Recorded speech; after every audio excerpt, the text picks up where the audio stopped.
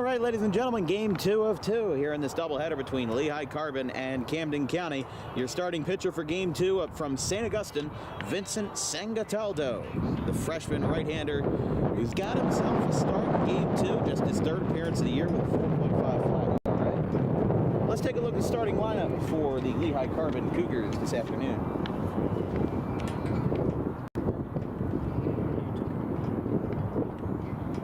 Here in game 2, it's going to be Ethan Kaufman in left and Trevor Shiflett at short. Taking second base out of the DH spot is Kane Smith. At third base, batting cleanup is Theo Woodhead, the only extra base hit in game 1 for Lehigh Carbon. Batting in the fifth spot is number 25, Robbie Behrens. He's in right field. It's Ben Boyer at the first base spot, batting sixth. Number 12, Connor Harrell, bats seventh. Noah Rush, or rather, Eli Angstout is the catcher, batting eighth. Noah Rush in center field. Jaden Click on the hill here in game 2. So Vincent Sangataldo is going to get started here in the second half of this doubleheader, and his first challenge will be Ethan Kaufman. He went 0 for 3 in game 1.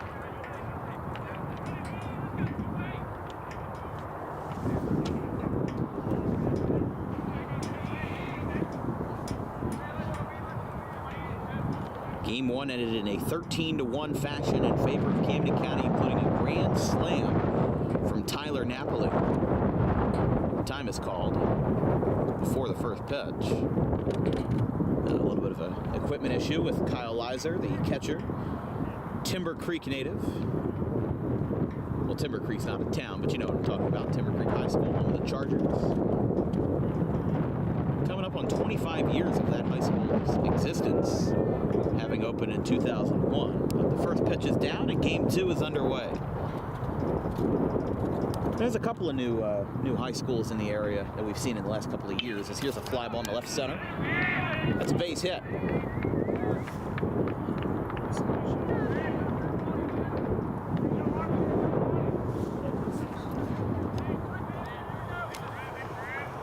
Leadoff single for Ethan Kaufman off of Sangataldo.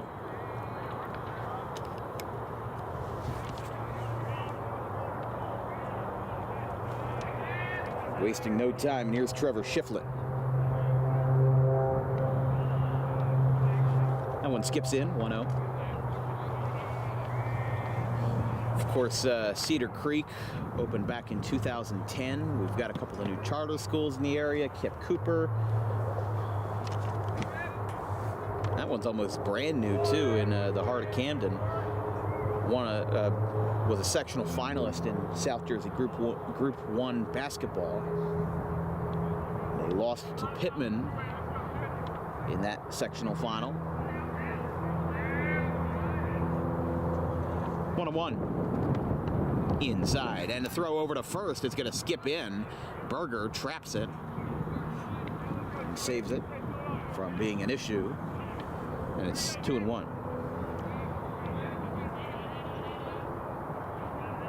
Yeah, Timber Creek opened back up in 2001. They'll be celebrating his 25th year in 2026. They throw it a second for one. They get the one out, but that's all there is. So fielder's choice brings Shiflett aboard. Ethan Kaufman is retired, and that's the first out of the ball game after the single and the subsequent fielder's choice. Here's Kane Smith.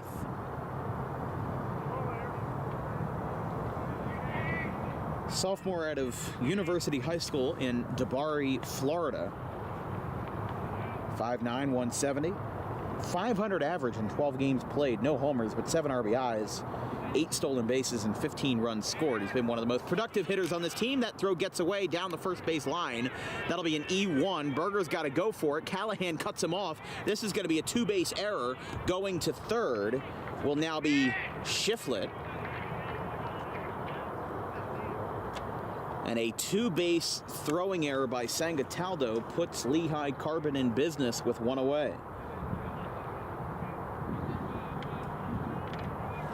Well, we saw that quite a bit in game 1 with Behrens. He just tried to throw the ball, fire it at second base, hope it sticks, and it ended up resulting in a two-base error. You've got to be careful with your pickoff throws, especially early in the game, and that's why. RBI single to right.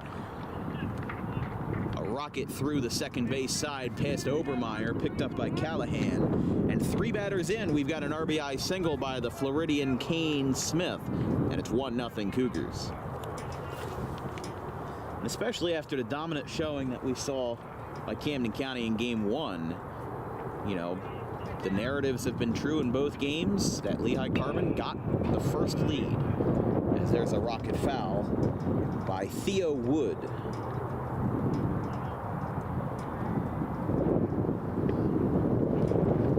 Runner on first, one away for St. Augustine's Sangataldo. That one is high, 1-1. Don't forget, folks, we open up our high school baseball season on Monday, April 1st, as we kick off spring break with a 11 o'clock matchup between two sectional finalists from last year. It's the Rancocas Valley Red Devils and the Bridgewater Raritan Panthers at Bridgewater at 11 a.m. on Monday, April 1st. It'll be our first North Jersey baseball game of the year. There's a rocket out to center field. Napoli calls for it. He makes the catch. Ranging to his left, makes it Sans hat, and there's two away.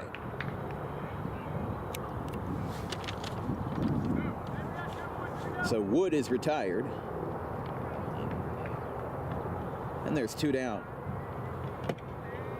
Here is Robbie Behrens, the right fielder and number 5 batter for Lehigh Carbon Community College in this one. Of course, Lehigh Carbon is a 2-county college combining Lehigh County and Carbon County in semi-northeastern Pennsylvania.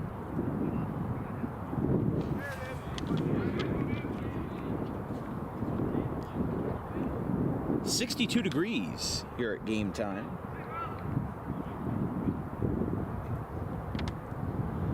There's a fly ball out to deep left center field by Robbie Behrens, and it is gone. 2-run home run, Robbie Behrens.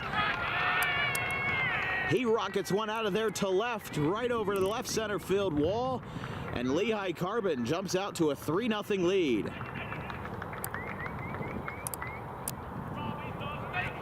Second home run hitting this doubleheader, and after a paltry performance in Game 1, Lehigh Carbon has already made their name known. They've hit Sangataldo really well, and that one carried well.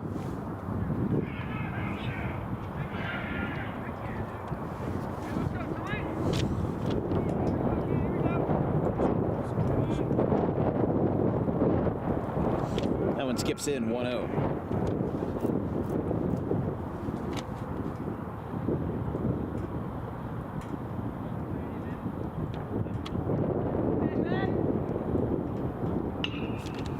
Liner out to short. Napoli is there. Throw to first. Berger gets it. And the side is retired. Damage is done on a 2-run shot to left center by Robbie Behrens. It's 3-0 to the bottom of the first.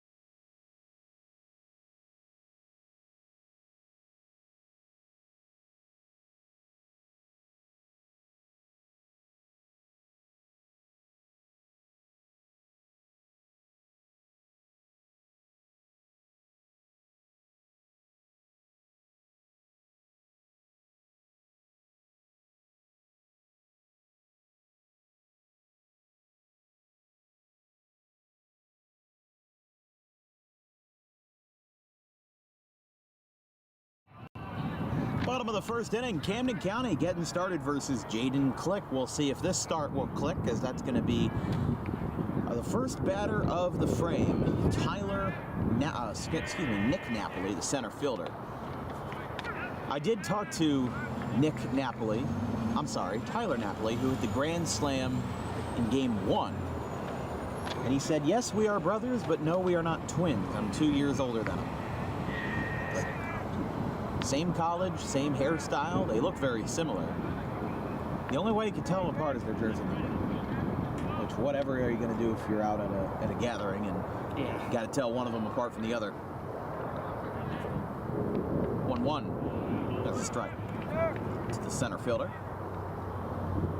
Starting lineup for Camden County tonight will be Nick Napoli in center field. Christian Caminoti, who just threw 7 innings on the mound in game 1, is now the DH in game 2. Tyler Napoli is the shortstop. It's a nice curveball. Misses in.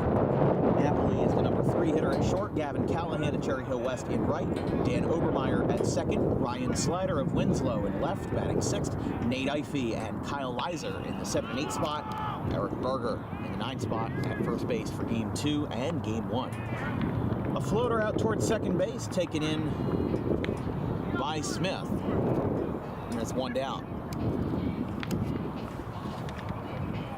So a pop out by Napoli. Christian Caminoti, the Camden Catholic sophomore, the Camden Catholic grad and Camden County sophomore. Pops this one up on the first pitch. Headed towards the corner, and it's caught. Beautiful catch right over into the corner. Fighting the wind, fighting all elements of the weather. As this day has actually gotten pretty overcast, but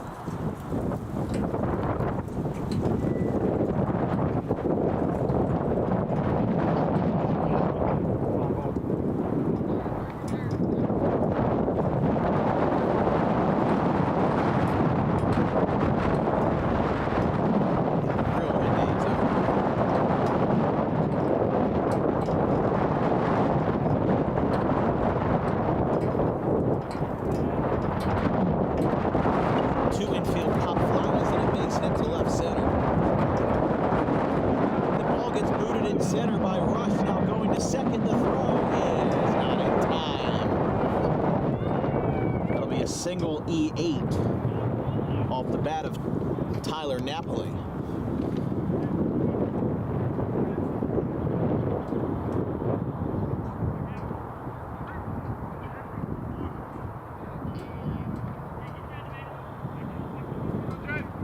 So that puts a runner in scoring position and puts Camden County in business for Gavin Callahan. Basically the same lineup as game 1. The only difference is the pitcher. Now, I will say that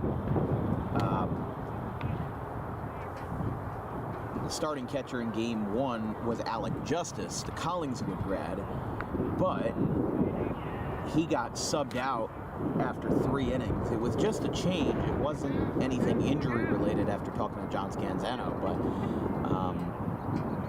they just made the change, and then Leiser, I mean, that's got to be a tough task. You know, he caught 4 innings in game 1. Now he's got to catch another 7 in game 2. That's going to be 11 total innings that he'll be catching across this doubleheader. And then they got to play another game on Tuesday versus Delaware Tech.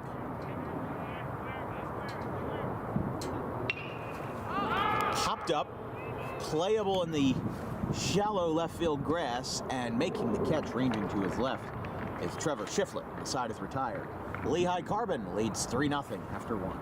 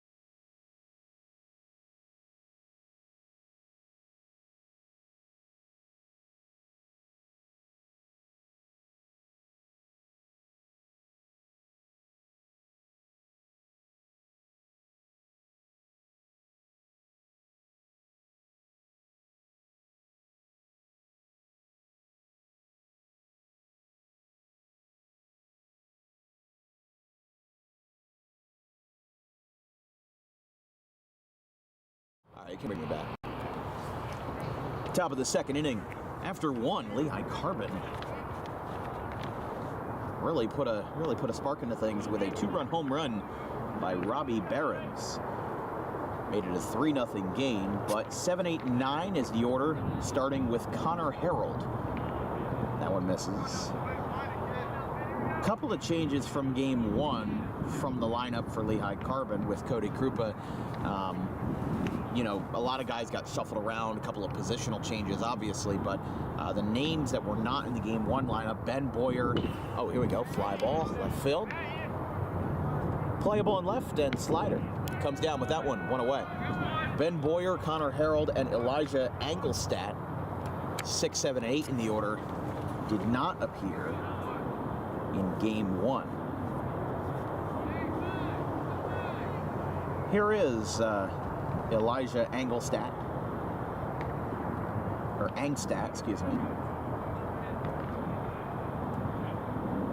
The lefty out of Walnutport, PA, and Northampton High School.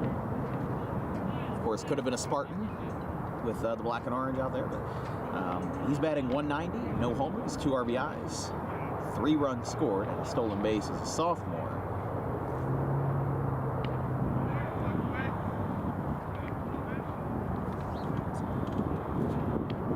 Batted .302 in his freshman year, 26 for 86, 20 RBIs, 16 walks in those at-bats as well.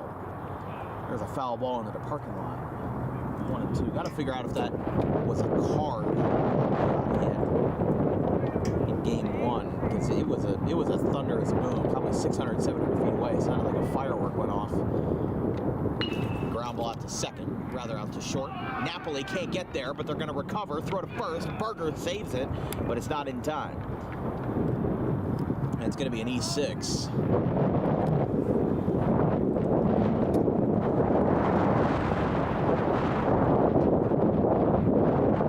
And Angstadt reaches.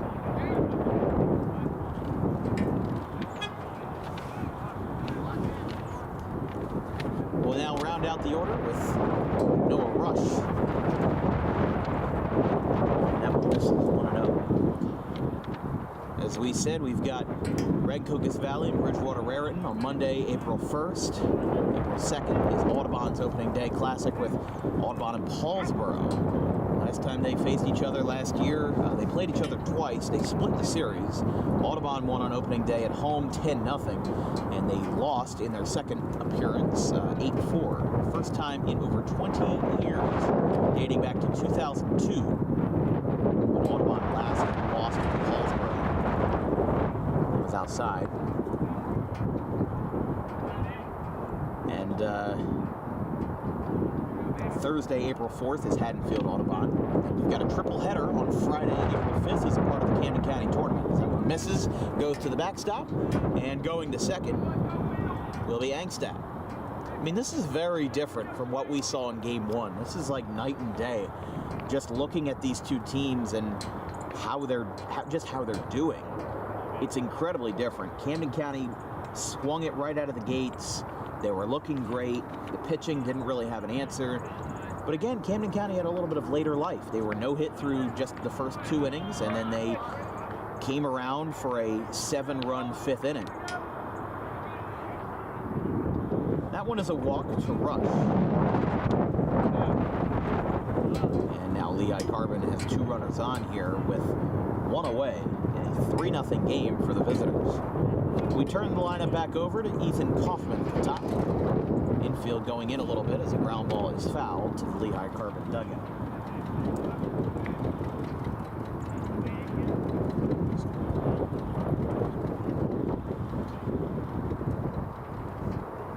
And that triple header on Friday, 11 a.m. Gloucester and Sterling, 3 p.m. Cherry Hill East and Collingswood, and 6:30 p.m. Haddon Township versus Eastern.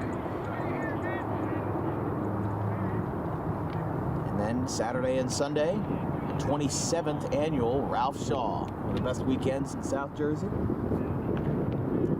The 11 a.m. game will be Bishop Eustace and Kingsway, and then the 2 o'clock game will be Cinnaminson and Audubon. Although I wish it was a little different. I wish that like it was Cinnamon. I mean, they should change up the matchups from last year at least. In my last year it was the exact same matchups. Yeah.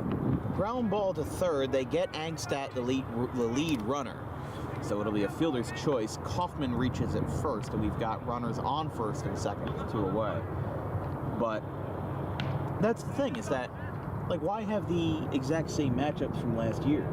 Maybe make it I wouldn't be mad. Kingsway, Cinnaminson, Bishop Eustace, Audubon, you know. I think both games would be good. Yeah. There's a bunt down the third base line. Vince fakes the throw, and it'll be an infield single. A 2-out bunt works to perfection for Shiflett, and that's going to load the bases. There's no arguing that. That's just fundamental baseball right there. You drop it down, stays fair, and Shiflett's decently fast at that shortstop position, so he can beat it out pretty easily. And now this puts Camden County in a lot of trouble. Versus Kane Smith with an RBI single in the first. That one just missed high.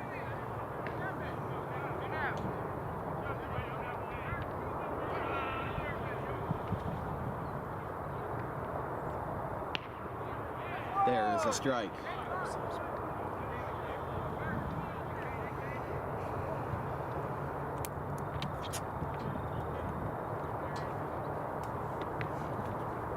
Smith 1 for 1 so far, looking to add on to that resume in a big spot versus Sangtaldo. Looks like a pitcher and a catcher have grabbed their gear and are starting to throw. So maybe Sangtaldo's time on the hill tonight will be shorter than we expected, as there's a ground ball out to third, picked up by Ify, throw across, Berger's got it, and the side is retired. So they leave the bases loaded, and they keep the damage minimal, which is none. No runs come across for Lehigh Carbon. After 1.5, it's 3-0.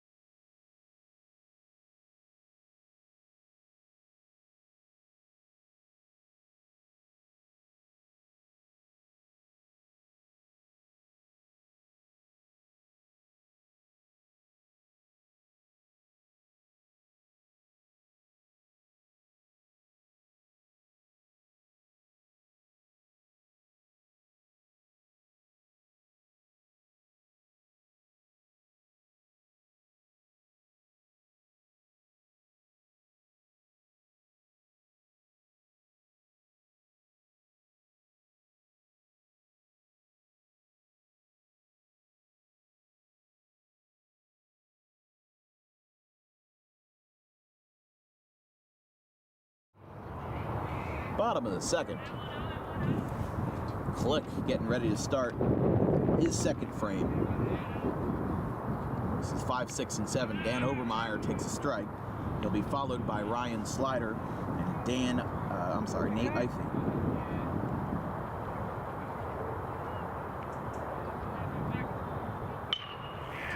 Hot shot to second, trapped by Smith. Throw to first in time, 1 away. I mean, the Ralph Shaw is always fun. It's had a couple different teams over the years. First year that I covered it, Kingsway, Eustace, and Audubon were the same. Cinnaminson didn't get added until 2023. It's always been 4 teams, with Kings Christian being a part of it when Scanzano was a coach there in 2022. Another first pitch floater down the right field line. That's going to drop. Going down to second base, and now holding up, he's going to be in a pickle. And he's going to make it back to first. How about that? Ryan Slider almost got himself into trouble. He was in a pickle, but he reverts to a cucumber, and he's going to be at first base with one away. So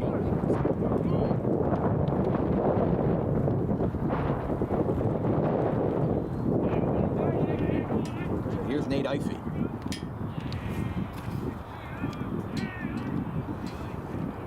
With a runner on first at a 3-0 game as Ifey lofts this one out towards left, and it's caught. 2 down. Well, Camden County's swinging early. I think they're confident that they know, you know, the early pitch mix of Click, and they just want to get Click rattled early. And obviously, when you're down by 3, you know, the mindset of Click is just to hold the line and make sure you don't give up anything.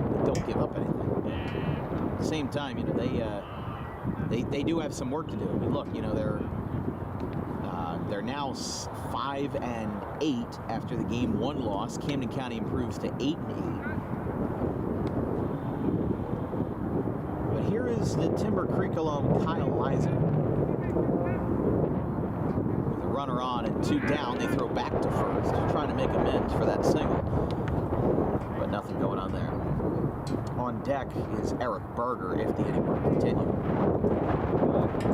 Berger, the graduate.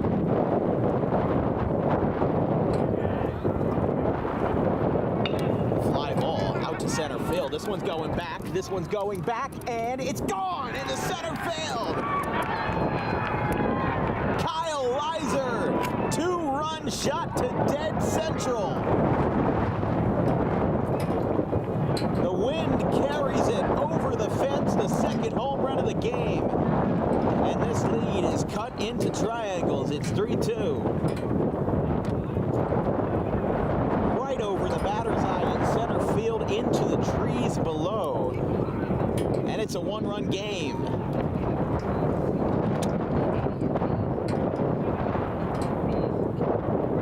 And here's Eric Berger. No misses.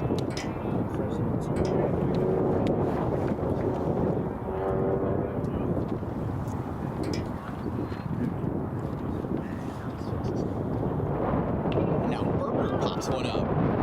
The wind might be killer today.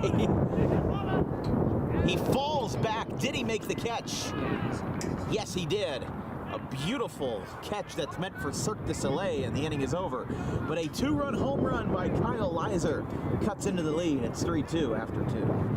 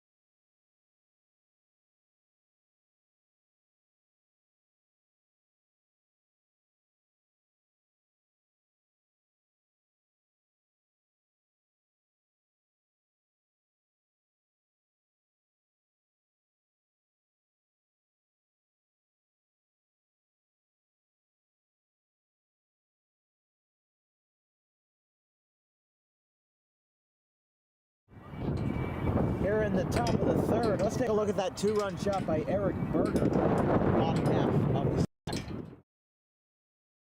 Berger, the graduate.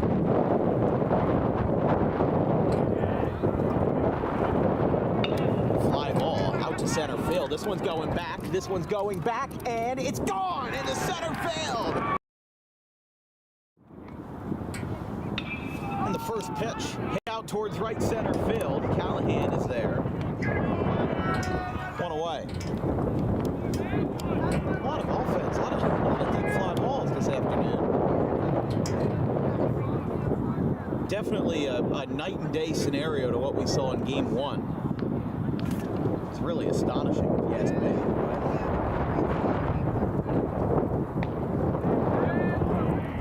0-1. Robbie Barron's who had a two-run home run in the first. Swing and a miss.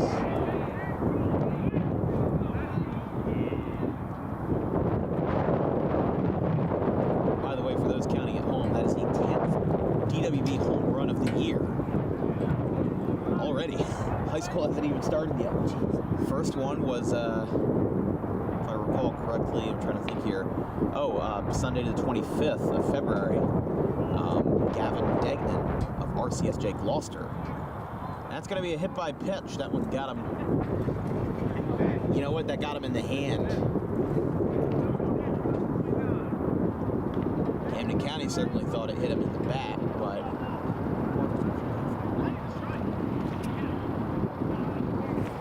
so he will be attended to. Umpire checking on him.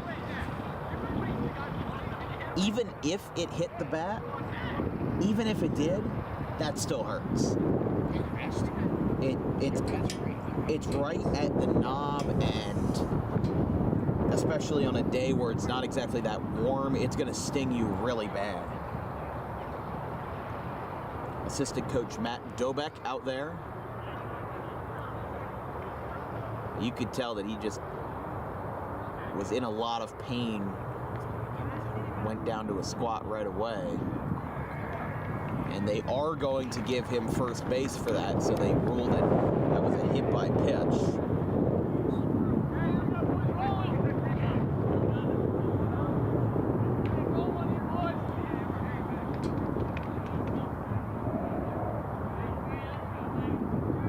So a homer and a hit by pitch on his line, and now here's Ben Boyer.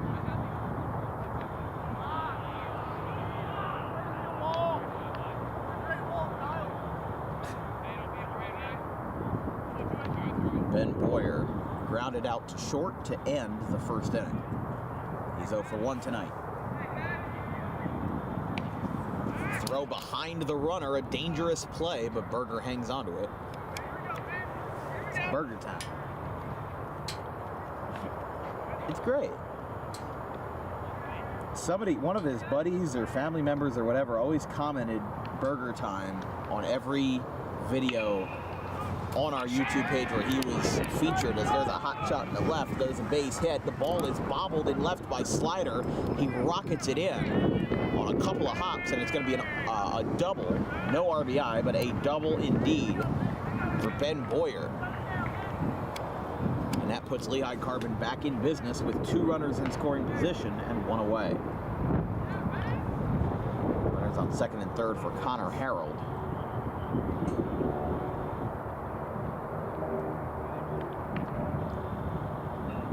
So Camden County is going to get a mountain visit here from pitching coach Brian Gallante.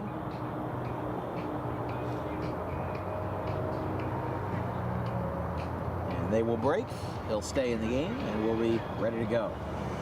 Sangataldo, as we said, going into this appearance, his first start, but a 4.5 ERA in 4 innings, 5 strikeouts. He appeared versus Belmont Abbey down in North Carolina and versus Union College in the 12-7 win in Game 2 of that doubleheader. So this is only his second appearance back home, as there's a deep fly. Slider going over, and it is foul.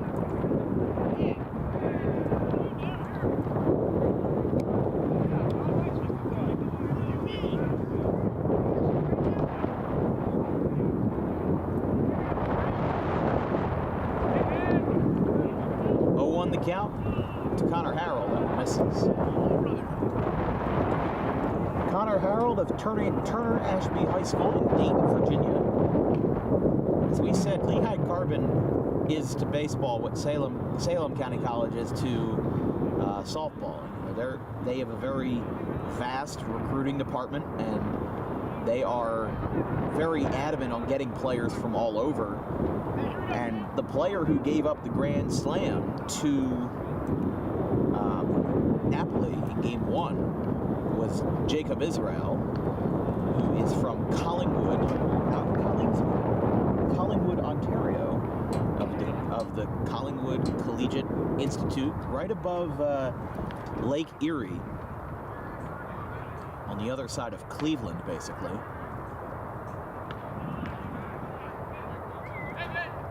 But Lehigh Carbon also has, I mean, it's mostly guys from like Allentown, Kutztown, and anywhere in the Lehigh Valley in PA, but you've also got Kane Smith, as we said, from Florida.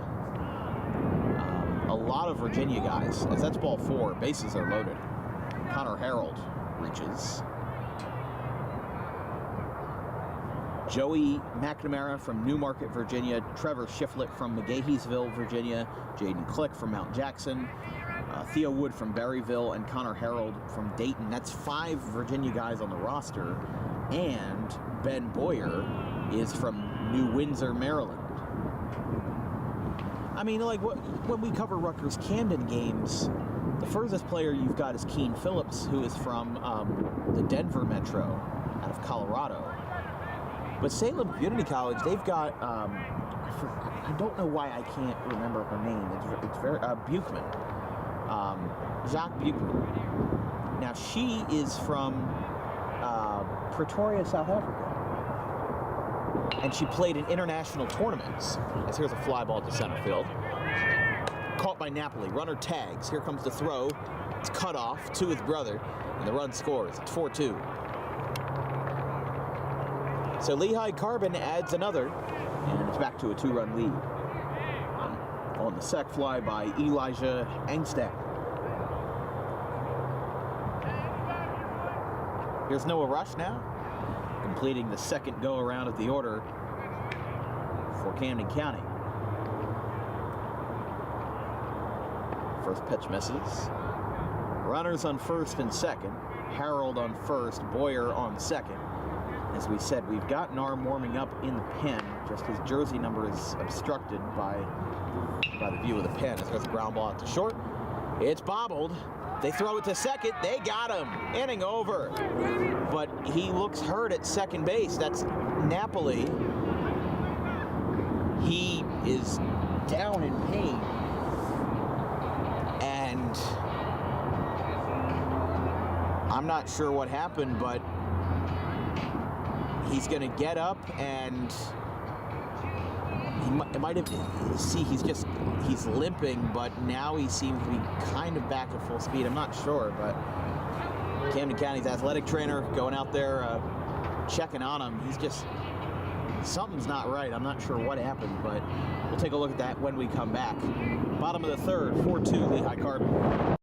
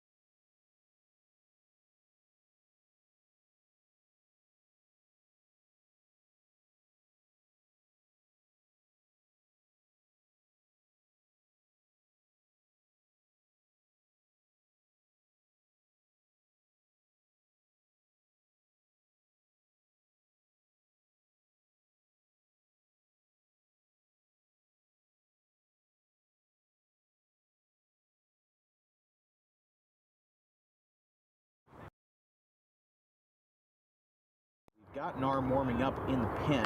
Just his jersey number is obstructed by the view of the pen. As there's a ground ball out to short. It's bobbled. They throw it to second. They got him. Inning over. But all right, we're back in the bottom of the third. It's a 1-0 count.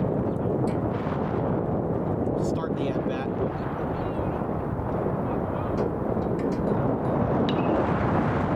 Ground ball from the left side. Base hit.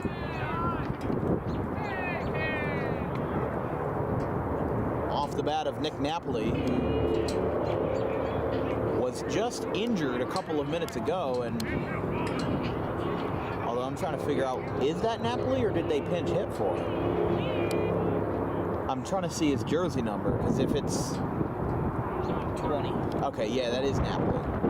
And I apologize, Nick Napoli would be on deck. So I get the Napoli brothers confused so many times, and it's gonna be a pain to break. But Tyler Napoli is a center fielder, not the injured one. And Nick Napoli is the one who got hurt. Yeah. And even that I might not be right, but one of the Napolis has a base hit. And now here's Christian Camden. Can't confuse him. Throw to first. Nothing going on there. But Camden County started off the year 0-7.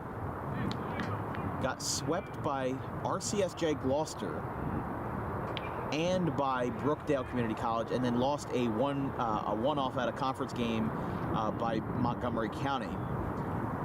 And it's funny because if you think about it, I mean, these guys were 0-7, and now they're 8-8 on the year. Well, they have won 8 of their last 9 games. Rocket, that one almost got the umpire. Throw to second for 1. Throw to first. That gets away. Now rounding first on a high arc, going to second and getting in there safely is Caminoti. So that will be a fielder's choice E6.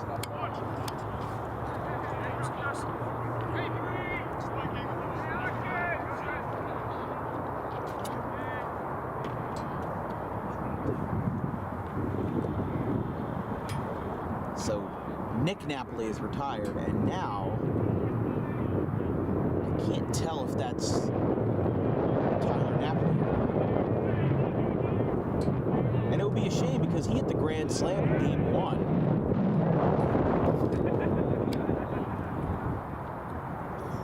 Yeah, that is number 3. So Napoli stays in the game. It just would have been unfortunate, you know, after the great performance he had in game 1, for him to be subbed out, you know, this early in game 2. Here's the pitch. I was gonna say that was almost a way to make up for it, but a foul down the left field line.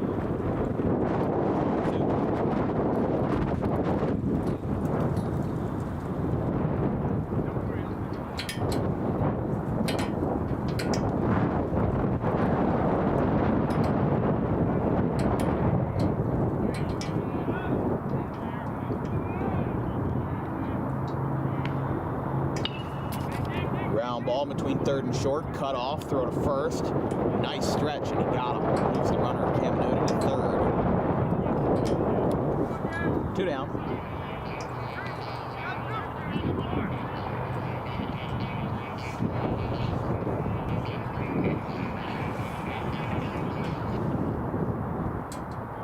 Here's Gavin Callahan, the alum of Cherry Hill West, batting in the cleanup spot. He popped out to short the first time.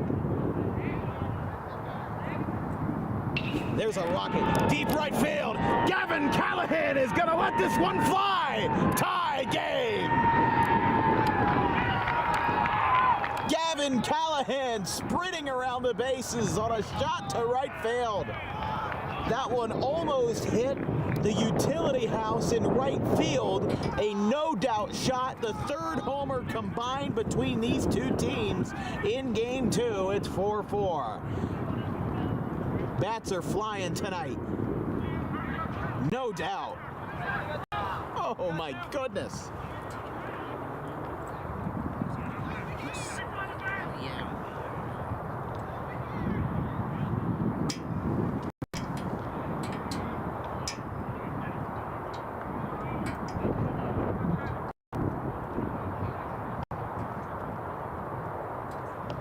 See, Callahan earlier, he almost hit one.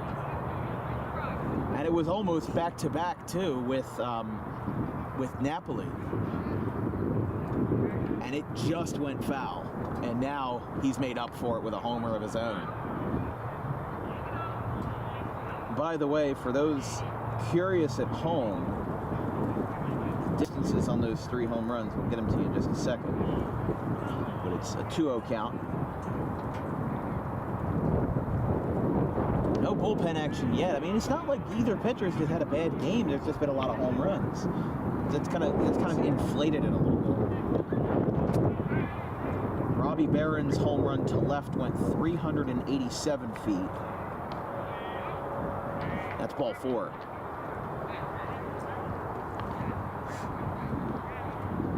Kyle Leiser's in the second.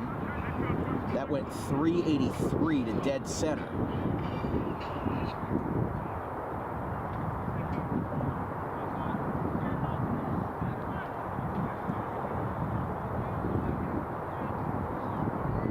And Gavin Callahan in the bottom of the third. That's 403.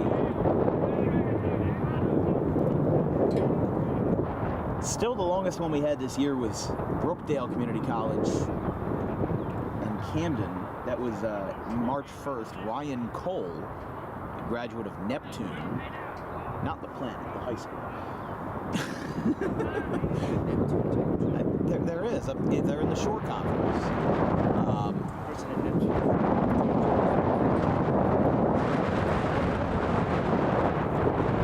$1.3 billion lottery. I didn't even know it was in Neptune. I'm going to read the article. Because I have a lottery app. You have a lottery app. Yeah, and I for my scratch off. I thought me having the Olive Garden Rewards app was crazy. I have a whole folder of restaurants. How much storage does your phone have? I mean, I have 256 on my iPhone 15, but I also don't use my storage. I didn't think there was a lottery app. Well, Gavin Callahan just won the lottery with a 403-foot home run to right. After 3, it's 4-4.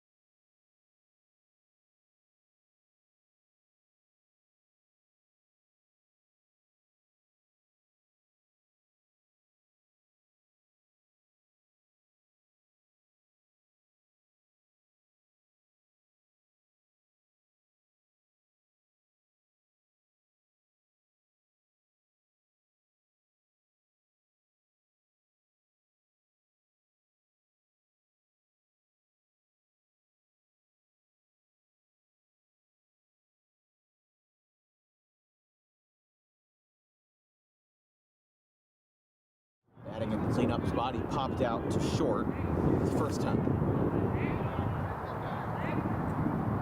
There's a rocket, deep right field. Gavin Callahan is gonna let this one fly. Tie game. Top of the fourth inning, it is time for DWB Trivia Time. Today's question is... Well, I guess that just revealed the answer. It did. Well, oh well, not a big deal. The question was, who has the most home runs to come from the state of New Jersey? A, Todd Frazier, B, Derek Jeter, C, Eric Karros, or D, Mike Trout? The answer, of course, was Mike Trout. I guess that took care of that. That was trivia time question, not even answer.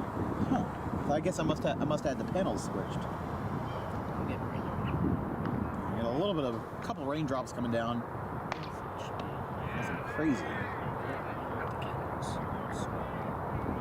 Count is 1-1. To Ethan Kaufman, the leadoff man here in the fourth.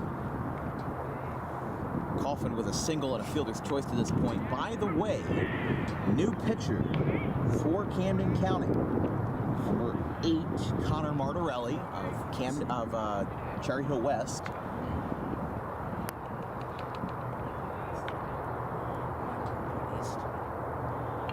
Fouled back.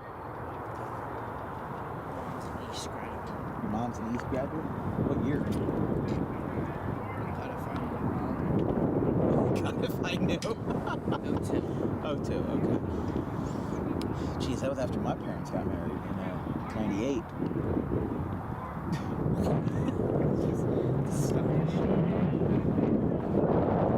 I mean, you're older than me now, so that's all I'm saying. Yeah. The years are a little different. It's 2-2. Raindrops coming down here.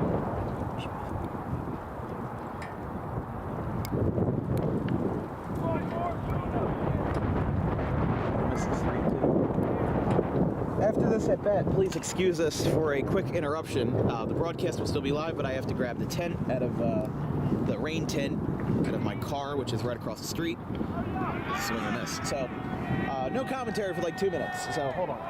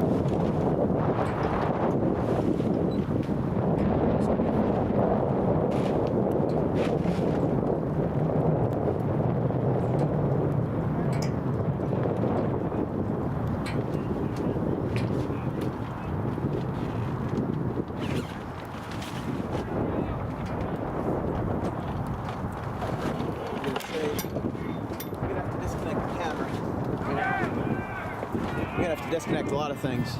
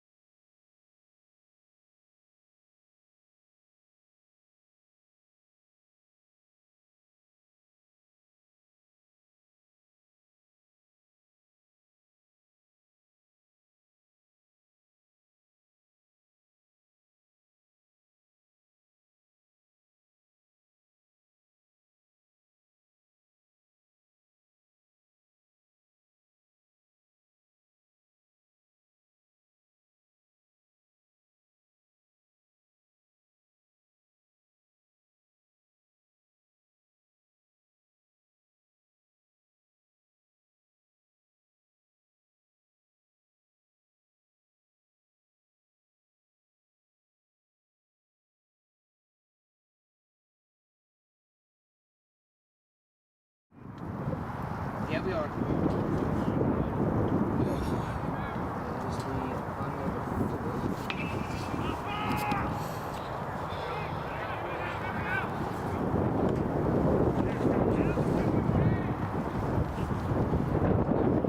Yeah, there's 2 outs. 2 outs already. You're back. All right, wonderful. Wow. Man, that was exhilarating.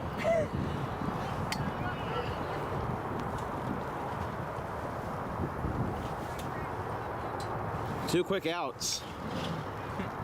Still coming down a little bit here.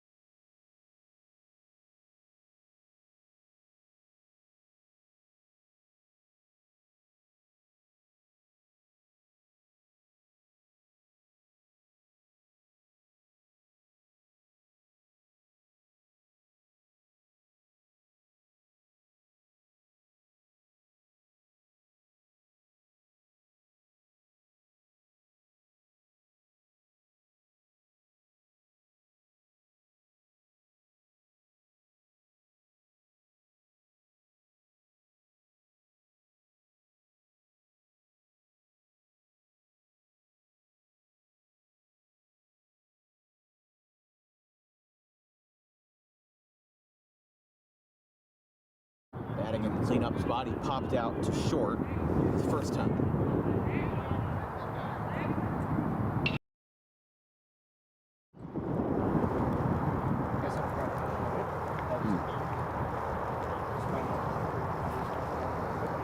All right, you can bring it back. Top of the fifth. Again, apologies about the mishap. It just started raining, and I had to get to 10. Yeah, and just what happened?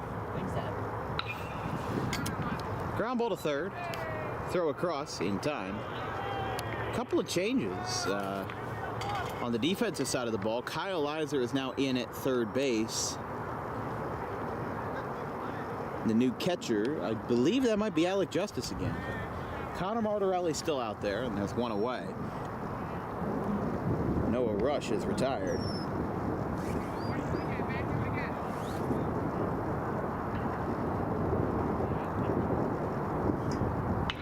That's a rocket out towards right center field. That ball is off the wall on a hop. Napoli gets it. He calls for the cut, going to second and getting in there, standing. It's a one-out double for Ethan Kaufman.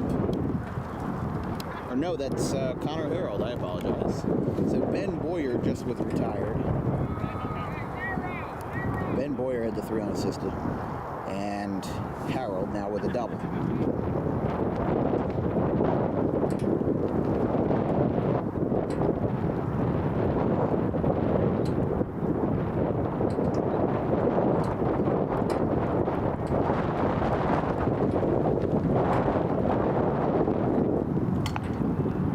That one's high.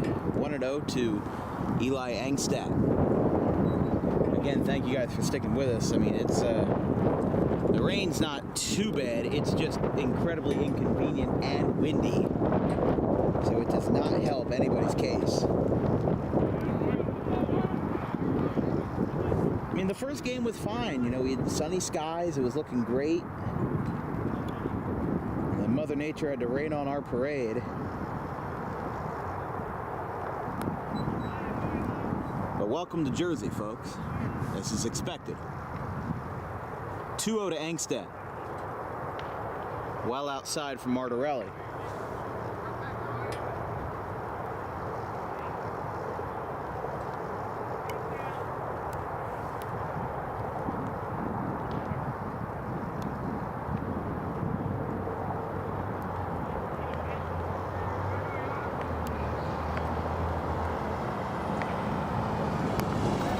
That is ball 4. A 4-pitch walk to Angstadt. This brings up Noah Rush.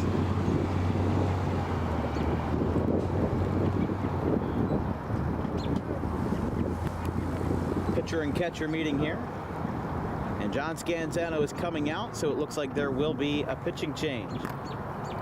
From the looks of it, it appears that the new pitcher would be number 18, Zachary Holland.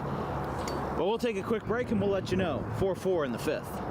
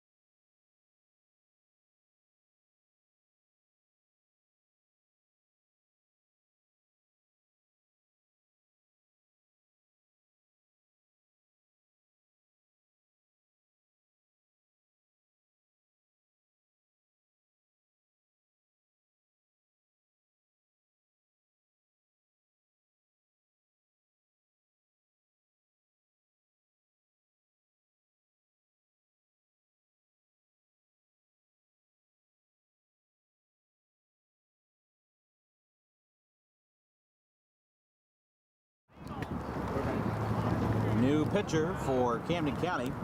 It is Zachary Holland, the grad of Eastern Regional. 2 appearances this year, a 3 flat ERA and a 1.67 whip in that small 3-inning sample size. Rain coming down pretty hard here. But it is a 1-0.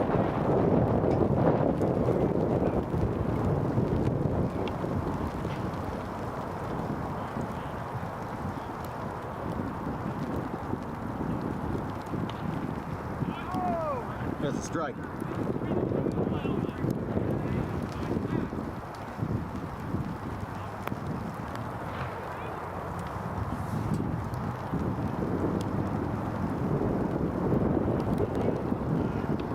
Baseball's meant to be played in the rain.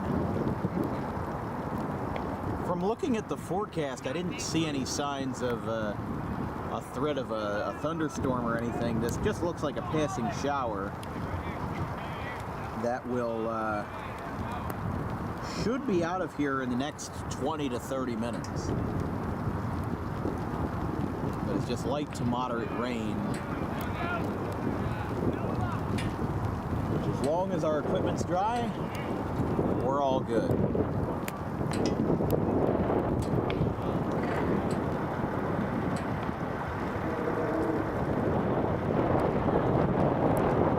Count. There's a strike, 3-2. Obviously the rain not letting Holland affect his grip.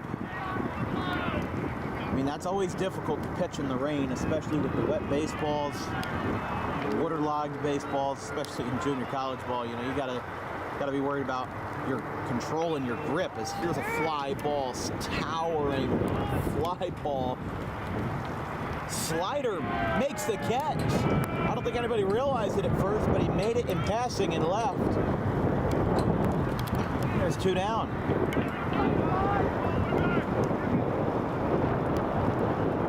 So he fights back, gets the out.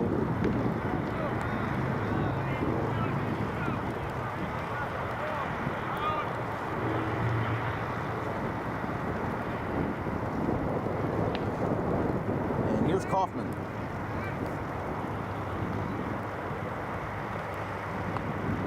Changeup misses, 1-0.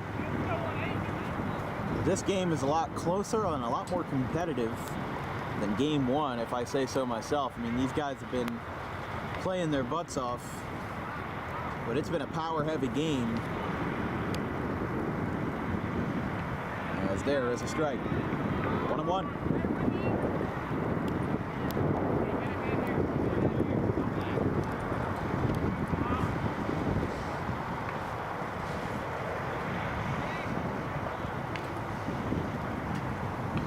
Fouled straight back. 1-2.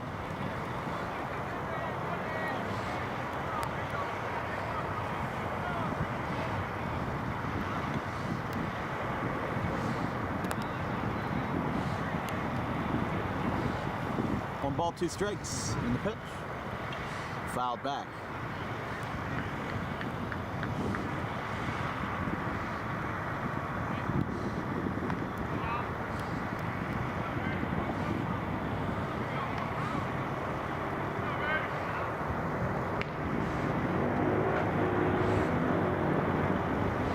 One ball, 2 strikes, 2 outs, and the pitch is low. 2 runners on for Lehigh Carbon. The potential leading run in the go-ahead is on second.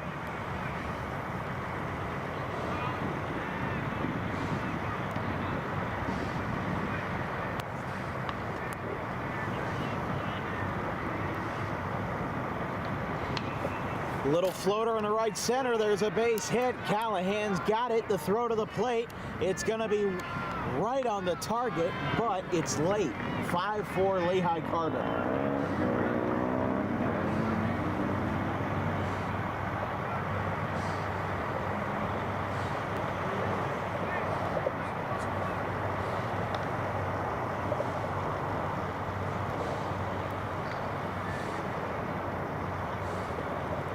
So an RBI single by Ethan Kaufman.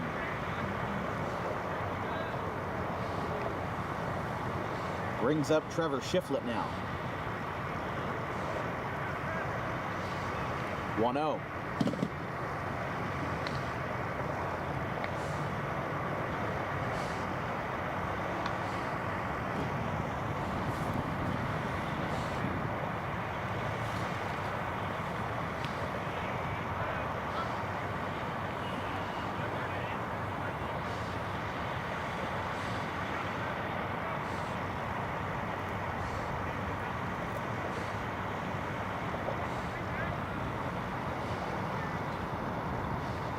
Two balls, no strikes.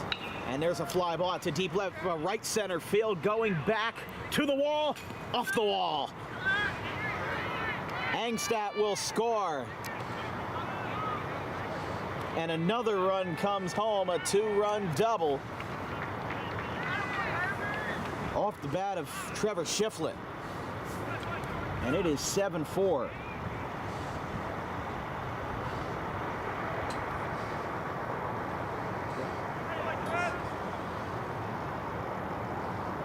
No, it is 7. It is. Don't.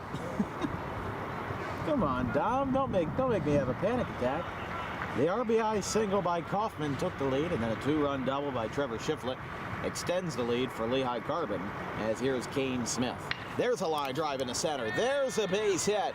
It's going to get stopped. They throw it to third to try to get the lead runner, but nothing goes, and it's an infield single for Kane Smith. His second of the day. No RBIs, though. Here's Theo Wood.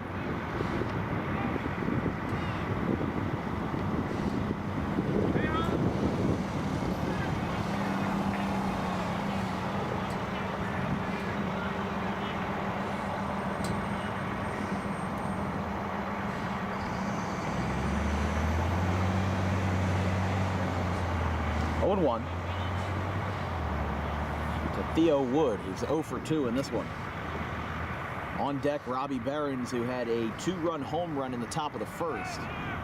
Speaking of home run, no, actually, wait a second. Fly ball center field going back. That one's over the head of Napoli. That's going to bring home another run. Scoring is Kaufman. Getting to second base is Wood. And it's 8-4.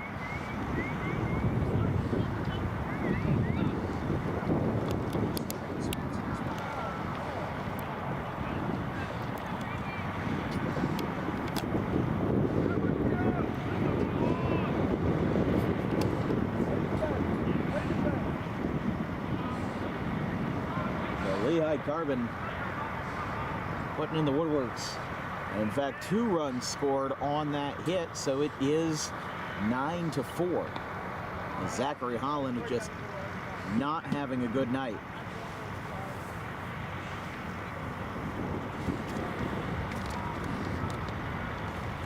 Yeah, Shiflett and Smith came around to score, so the only runner is on second. Is another fly ball deep to left, slider going back. He makes the catch at the warning track.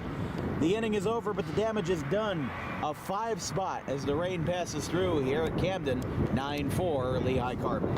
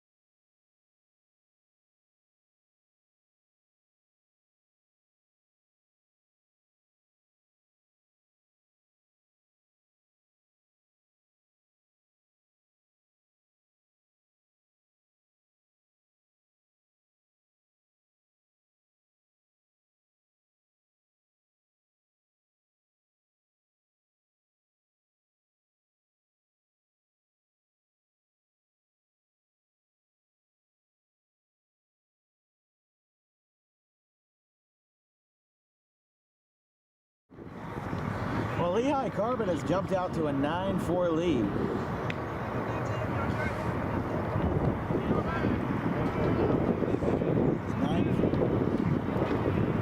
Two runs came in on an RBI by Trevor Shiflett.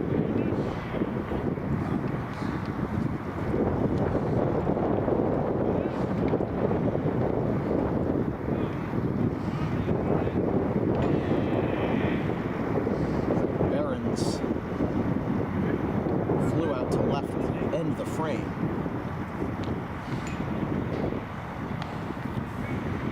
And still Jaden Click out there working hard in the fifth in a 9-4 game, and that one's going to hit him.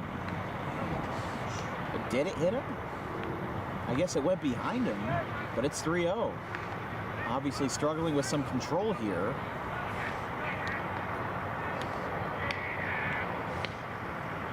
Strike one.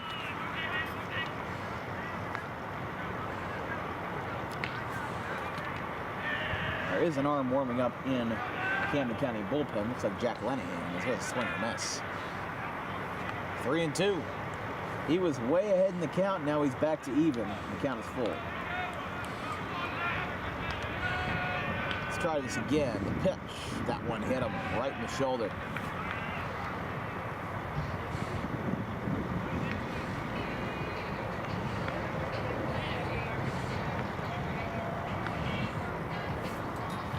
So Nick Napoli is hit, and here's Caminoti.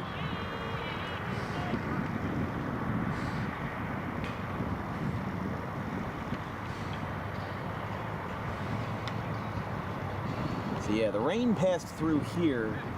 It looks like it's either out or just hanging around.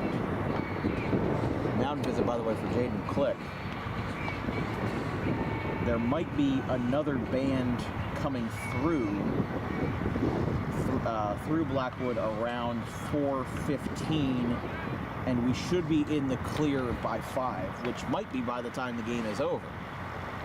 But the rain doesn't look like it'll be enough to postpone anything, and there's no lightning in the area.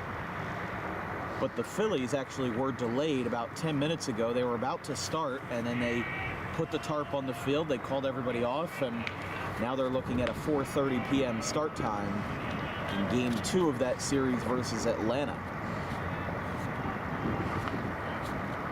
Of course, opening day for the Phils was yesterday, the second out of 2 games this year. 2 for 2 in games getting affected by rain for the Phillies.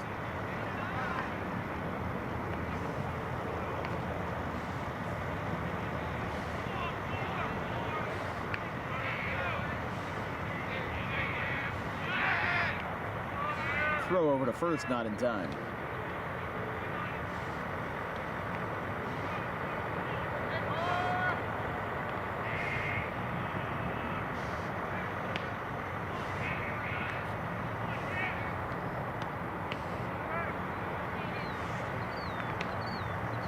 Oh, 1-1. I'm sorry, 2-1.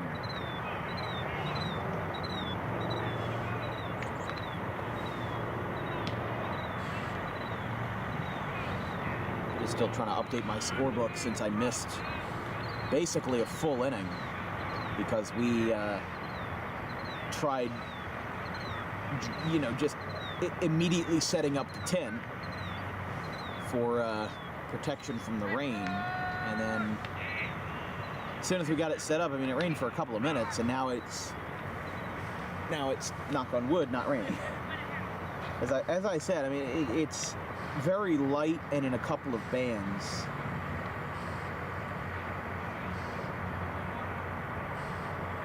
But it should be out of here in the next 30 minutes if it hasn't left already. But it must be bad over in Philly, enough for them to have a 30-minute delay, because the start time was scheduled for 4:05. As that's a walk to Caminoti. Here's Tyler Napoli with the grand slam in the bottom of the 5th of Game 1. Well, guess what? He's got traffic on the bases. And he's got an opportunity to cut into this deficit where Camden County is down by 5 here in the 5th.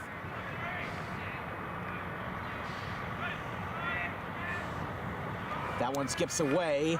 No. Both runners will hold. They both thought about it, but Camden held it first, and then so did Nick Napoli. So, crisis averted there, a potential crisis averted. And it's 1-0. And again, this is like night and day for Lehigh Carbon. Lost 13-1 in game 1, and now is leading by 5 with 9 runs of their own in game 2. High and away.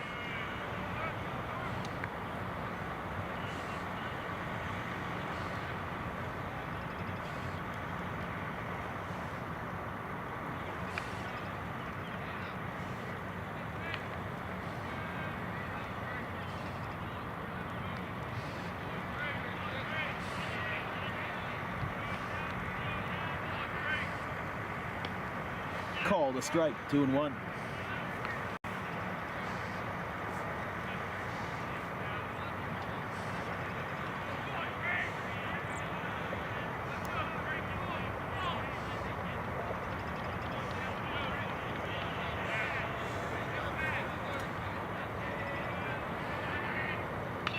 Ground ball foul, third base line. The least you can do if you're Napoli here, you've got nobody out, you're down by 5, you got an opportunity to cut into the lead. You know that you can do it. You did it in game 1. Even if it's not a deep grand slam or whatever, you drill one into the gap, get one past the infielders. Because I know that his brother Nick can score from second if that occasion were to arise. He's just got to execute. That's all he's got to do. Pitcher looking back at second base, and the pitch misses inside, goes behind him, but it is trapped behind the plate. Yeah, that was a good stop right there. It's hard enough to block a curveball that hits the dirt, but it's even worse for Eli Engstadt when the ball is behind the batter. That's got to take some good awareness, and again, another crisis averted for Lehigh Carbon. There's a fly ball popped up, shallow center field, going back, calling for it, and dropping the ball. No, actually, it's going to be an infield fly? Wow. I mean, the circumstances called for it. There were 2 on and less than 2 out. Talk about a 2011 wild card game scenario. That should not have been an infield fly. Yeah, it shouldn't have been. I might talk about it. I don't know. Well, John Scanzano's coming out there, and the ball was that's a tough call, but I respect it also depends on where the infield fly was called. If the infielder was still steadily in the infield because I just looked back at the tape, when the infield fly was called, the shortstop was still at the infield dirt, but he was very obviously backtracking into the outfield.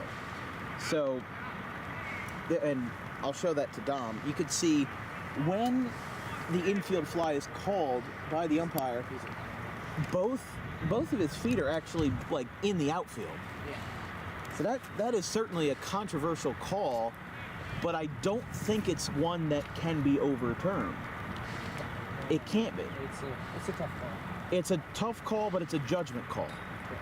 There's no replay review, so there's nothing that they can do. I mean, they could argue about it night and day, but at the end of the day, there's nothing they could do. So, well, it appears we may have a pitching change here. Cody Krupa coming out, and he will talk to Jaden Click. So Napoli was retired on a infield fly.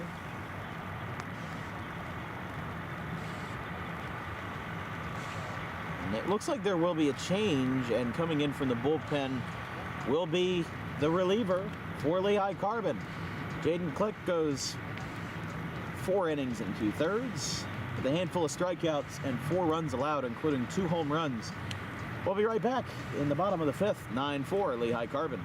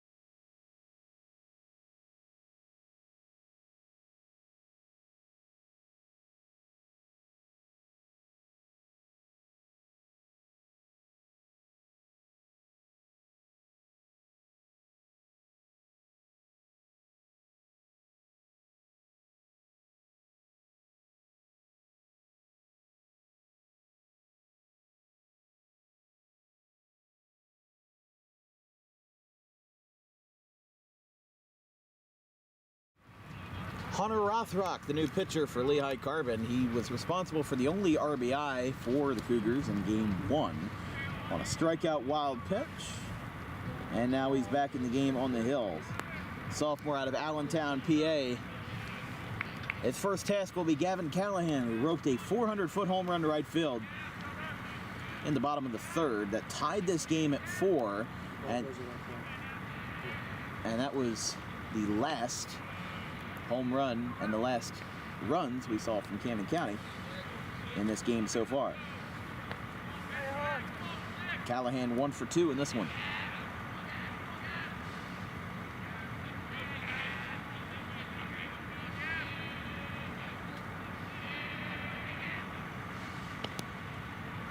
There's a strike. Of course, these guys usually don't follow it up with a second one. It's 1-1. Last time we had a 2-home run game on a Dan Wilkins Broadcasting stream, if I can recall, that was Jake Silvestri of Washington Township in the Tri-County Summer League semifinals at Alcyon Park. And he hit it at the bookends of the game. There was one in the top of the first. It was the second pitch of the game. And the second one was in the top of the 8th inning in extras. And he was responsible for, it was a 3-2 win, and he was responsible for 2 of those RBIs on 2 solo homers. That is outside to Callahan, and the bases are loaded.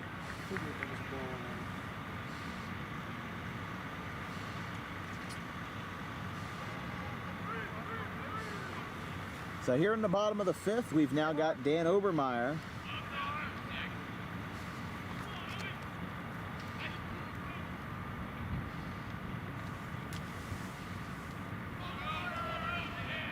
He is 0 for 2 in this one.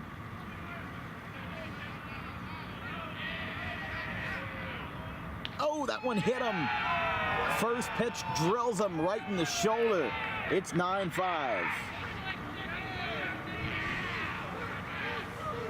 It's a painful way to drive in a run, but it does just the same. You take what you can get. And now the tying run is up to the plate, Ryan Slider. And as we said, Ryan Slider had DWB's longest home run of 2023 when he was a part of Winslow Township in the Camden County All-Star Game. And we are already going to have a mound visit here. 2023 Camden County All-Star Game, Ryan Slider hit one to dead center at Rutgers Camden, 434 feet. That was the longest home run of the year on one of our broadcasts.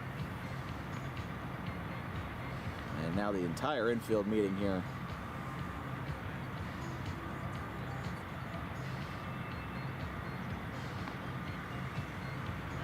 He just took the ball from...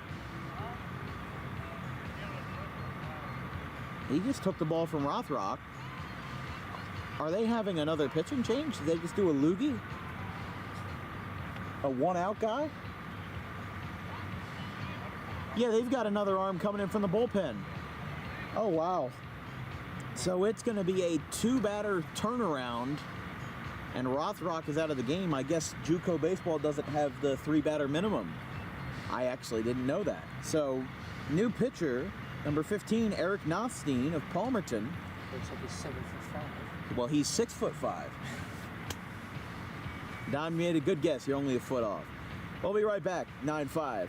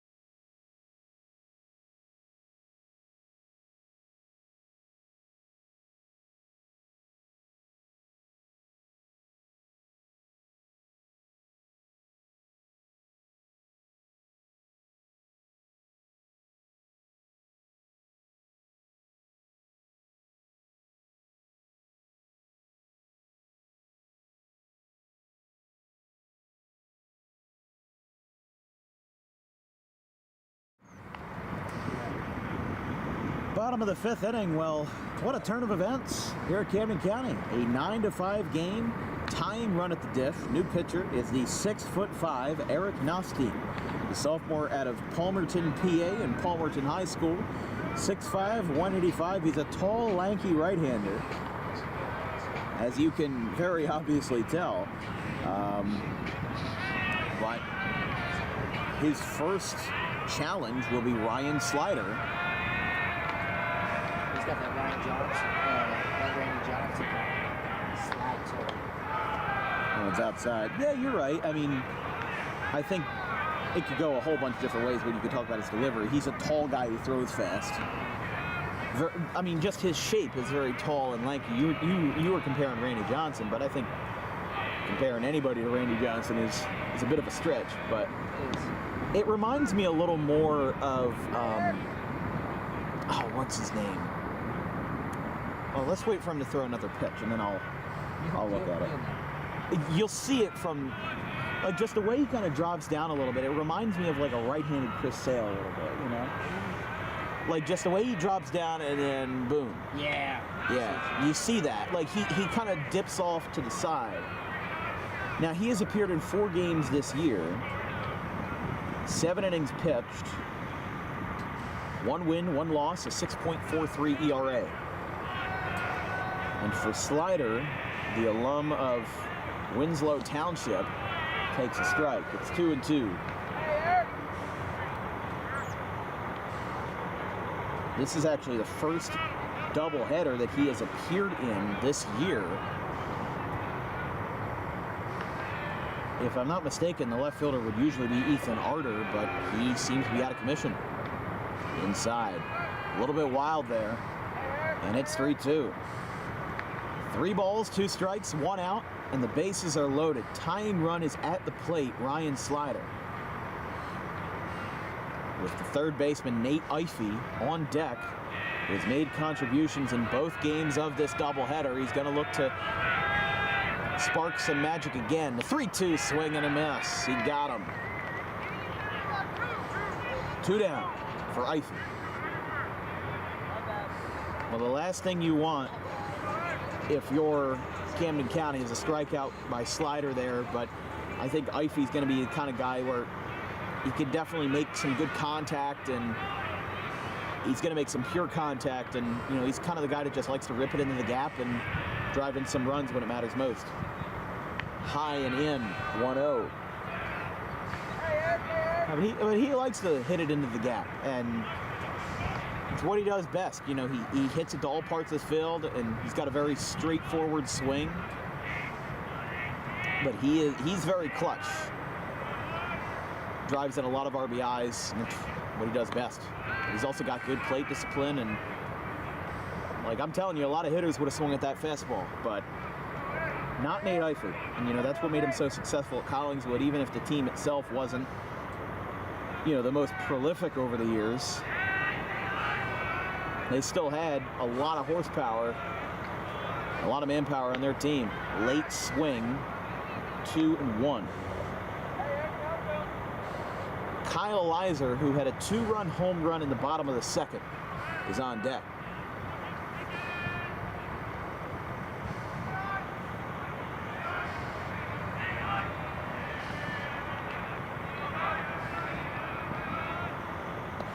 Swing and a miss, 2-2. Big spot here for Eric Nostine. In his 8th inning that he's appeared in a game this year, he's going to look to try and be the hero and strand the bases loaded with the tying run at the plate. The 2-2. Fly ball popped up in the infield. Going over, calling for it, and he makes the catch right at the Lehigh dugout, and the inning is over. It's taken in at 3rd, and the side is retired. A nice catch out there by Wood to retire the side. Camden County with a lost opportunity to put some runs back on the board. It's 9-5 going to the 6th.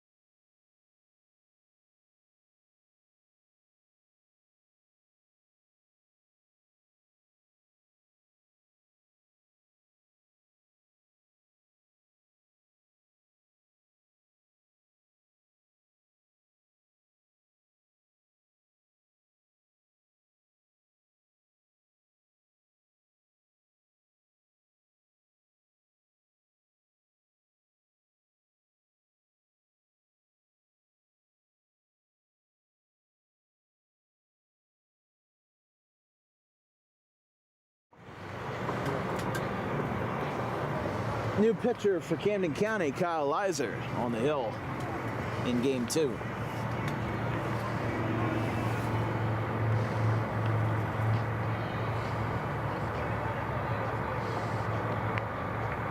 you see the filling bag policy? Ooh.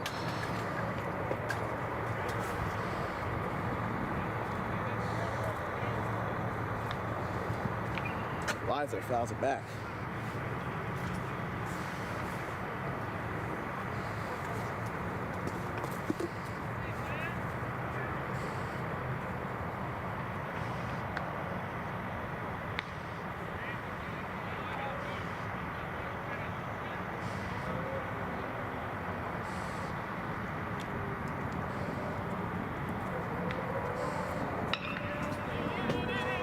Head out to left. That drops for a base hit.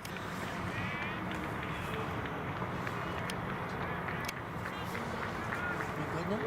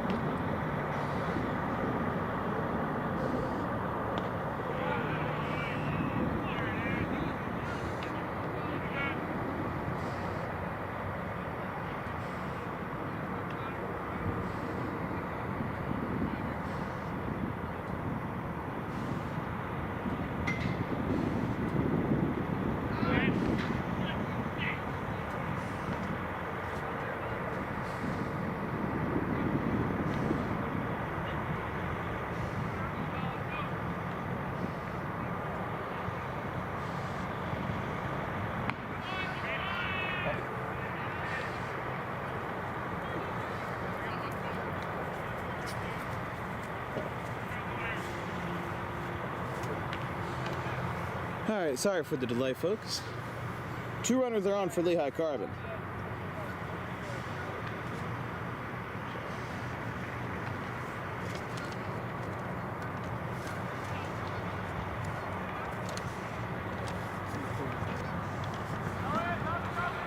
Angstadt takes low.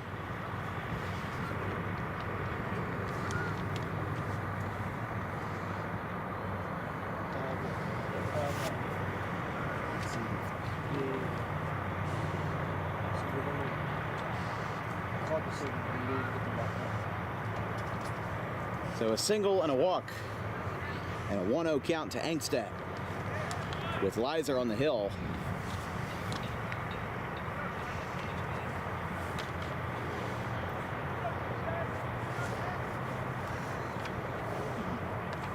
Two balls, no strikes.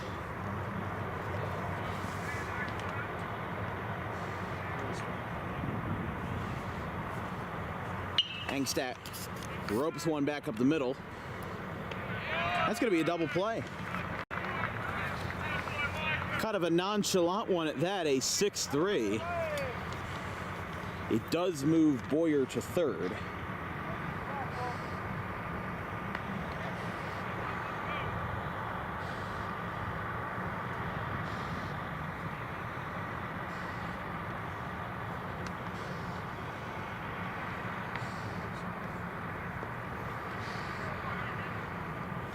Noah Rush now at the dish.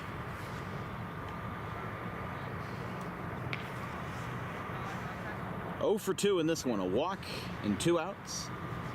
And now with 2 outs in the inning, a clutch double play. Looks to hold Lehigh Carbon. Looks to hold them at bay in the 6th. 9-5. Skip slow. 3-0.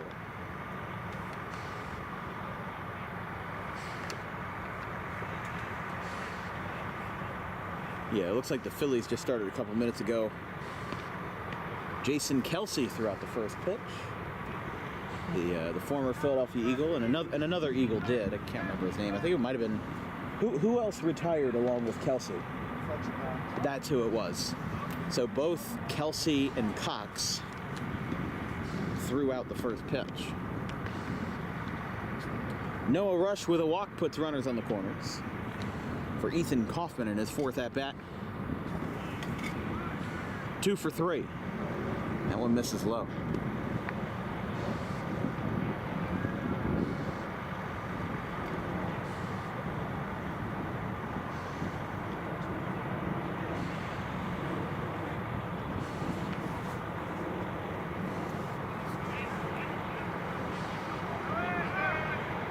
Runner goes down to second, a pump fake throw from Justice, and Rush gets in there uncontested.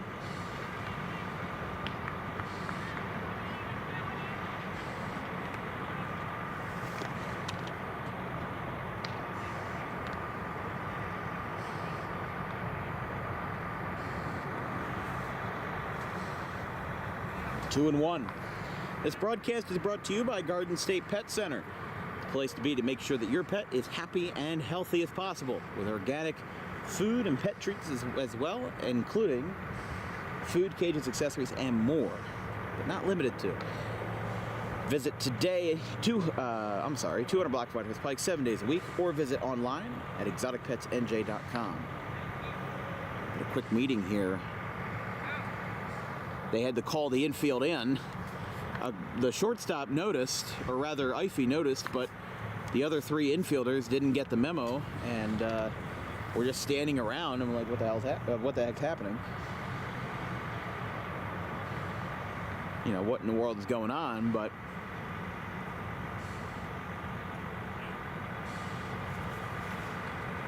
obviously, very frustrated Alec Justice having to call him in and be like, "Hey, we gotta talk here," you know. But it just seems like the communication is broken down a little bit for Camden County. You know, a lot of the energy that dugout had isn't really as strong.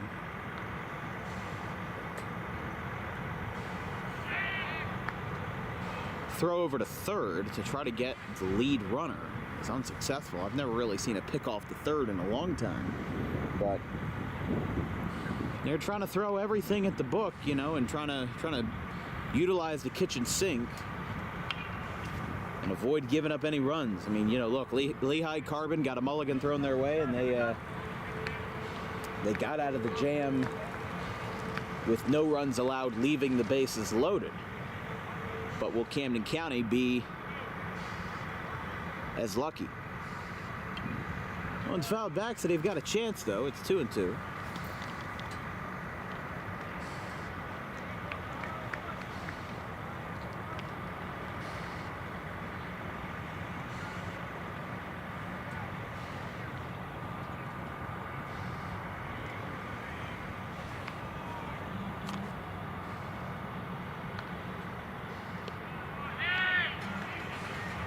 Three and two.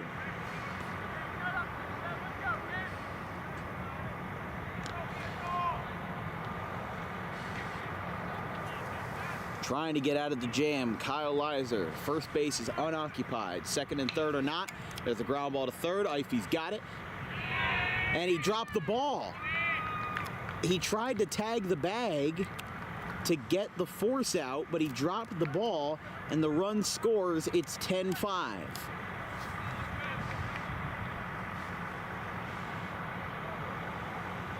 So Kaufman will reach on an E5.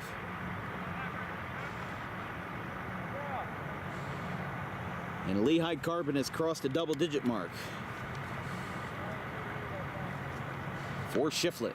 There's a strike.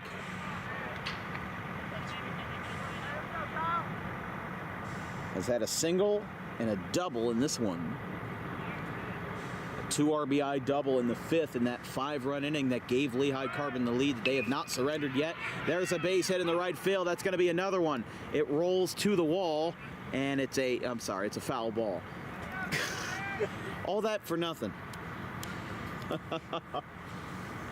That kind of gives a mulligan, though, to Camden County, though. Now it's 0-2. It's 2 outs. Get a chance to refresh a little bit. Unfortunately, though, they've got 2 runners on the corners. But they just need one more strike, and they'll be out of it. And they'll turn it around to Lizer, Berger, and Napoli. 8, 9, and 1 in the 7th. Getting down to second for an uncontested stolen base will be Kaufman. Lehigh Carbon's been very adamant about that. They're taking the bases that they can. They're leaving first base unoccupied, trying to utilize as many runners as they possibly can, because the last thing you want to do is you want to put them in a fielder's choice situation. You know, you know that they've made a couple errors in the field. Why don't you do it to where ball gets hit to the right side with a lefty? You force that throw to first. You force the issue. You know, if they can't make the play, then that's on you. No one's outside. So Ethan Arter is the new first baseman. I assume he'll be taking over for Berger.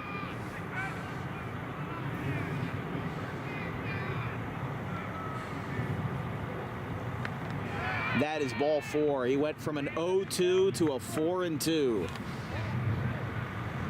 And that reaction is very accurate. I mean, you couldn't have timed that any better, but after the walk to Shiflett, it brings up Smith.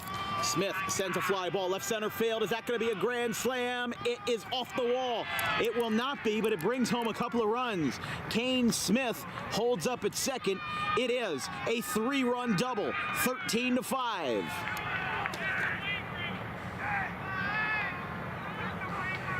Kane Smith of DeBary, Florida,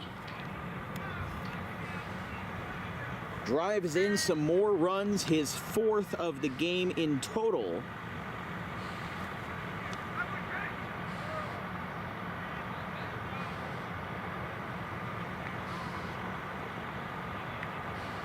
And that has made this a 8-run game, 13-5. As we said, Camden County has been red hot going into this game, going into this doubleheader. As we said, they lost their first 7. But it is to be noted, as that's a foul ball, it is to be noted that their first 6 games were against the number 1 and number 4 junior colleges in the nation, RCGC and Brookdale. So they got that out of the way. They lost all 6, you know, fine, whatever. Then they lost to Montgomery County College, and then they split a 2-game set versus Belmont Abbey in North Carolina. And then after that, they had won 7 in a row. They swept the series versus Union College, 16-1 and 14-7. Then they swept Bergen Community College. They beat Lehigh Carbon at Lehigh yesterday in a 12-9 game. And now we're back to square one. These two teams have been duking it out. But Camden County's 7-game win streak is most certainly at risk. Theo Wood walks. He had a 2-run double earlier in the inning, and now in his second at-bat, takes a free pass. Warming up in the pen for Camden County, however, is number 24, that being Tiernan Blessy.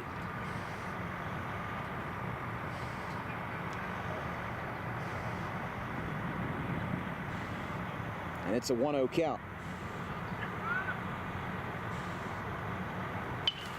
Fly ball rocketed right center field, going back. It's playable and it's caught, inning over.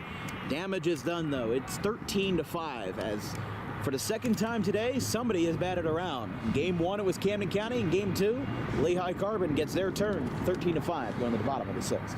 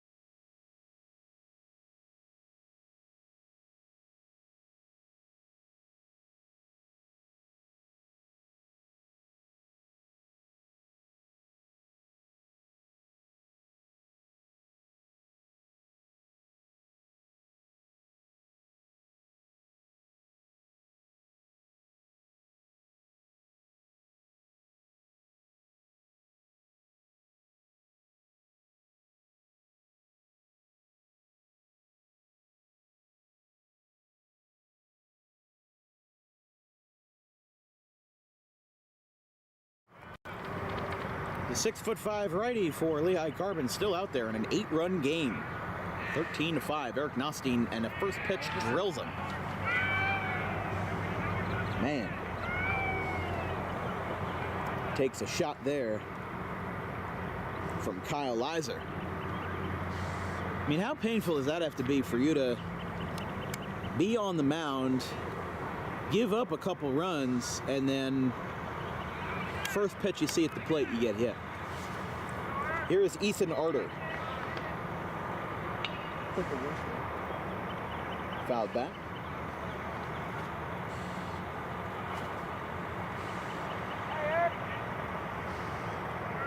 Just past the 2-hour mark here at Camden County.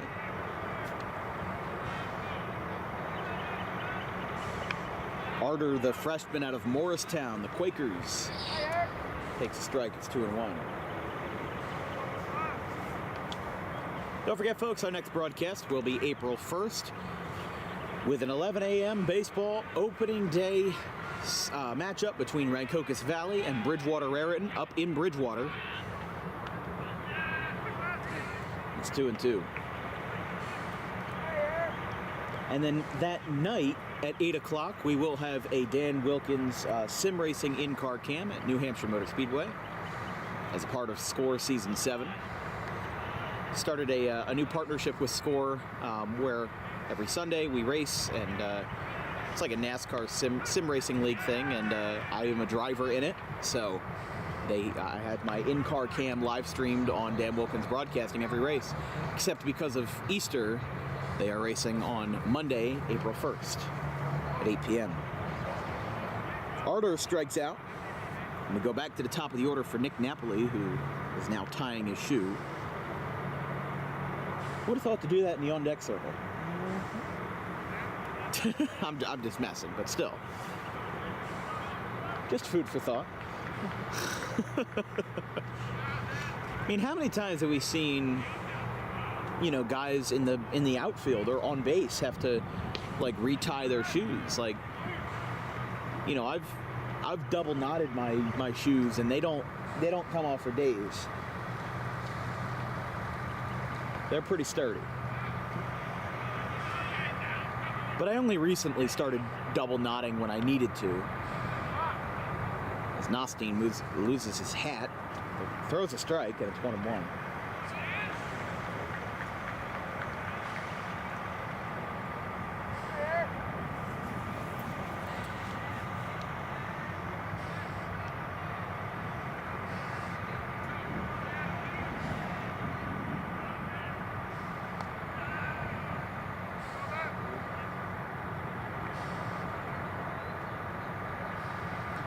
Two and one.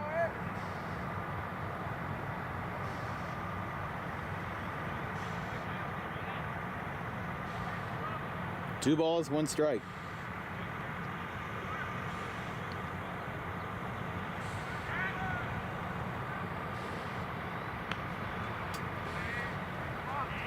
And that one also misses. 3-1.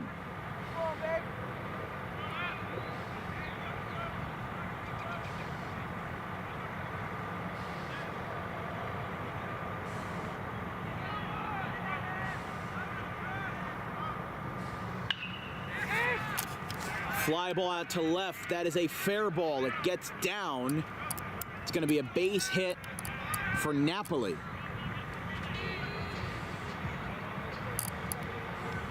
And Leiser gets to second base. And Camden County's got business in the bottom half of the sixth.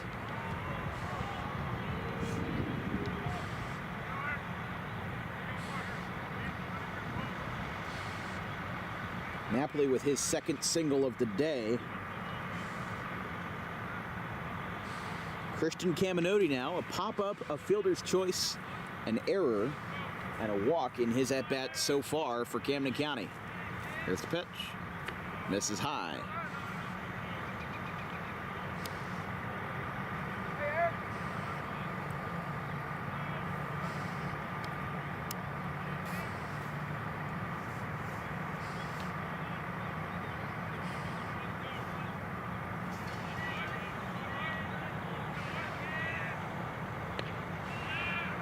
There's a strike. 1-1. Caminotti, and then followed by the guy at the grand slam in game one, Tyler Napoli. Of course, we got here at like 11 a.m. this morning. Game two started around 2:45. So we're right now at 2 hours and 6 minutes in game two. There's a line drive in the left field. There's a base hit. And it gets past the left fielder. Scoring is Leiser. Going to third is going to be Napoli. Getting to second is Caminotti. It's an RBI double. That's actually going to be an RBI single E9. Or E7, sorry.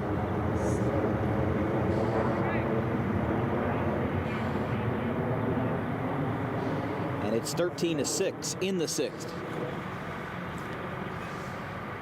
And now here is Tyler Napoli. Of course, he got banged up earlier in the ball game in the first. That one goes way high, 1-0. Gavin Callahan, who had a two-run home run in the fourth, is on deck with men on. But Napoli, they'll have to go through Napoli first. There's a swing and a miss. 1-1. Caminotti on second. Nick Napoli on third.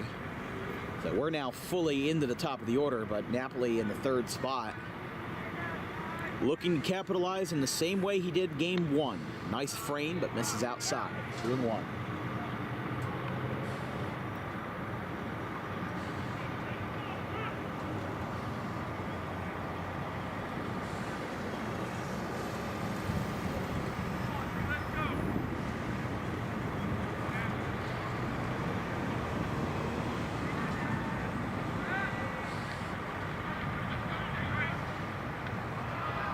Inside.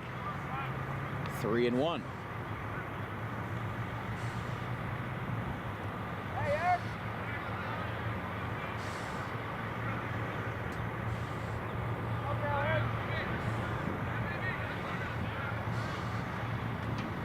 That's a bullet back up the middle. It almost got him in the dome. There's a base hit. Rounding third, Caminoti gets the green light, and he scores. 2-run single.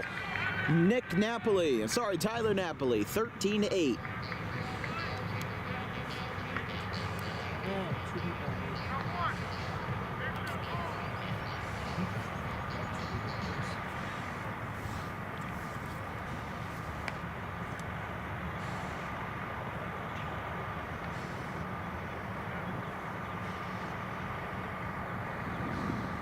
So now a mound visit, and it looks like a change is in order for Cody Krupa.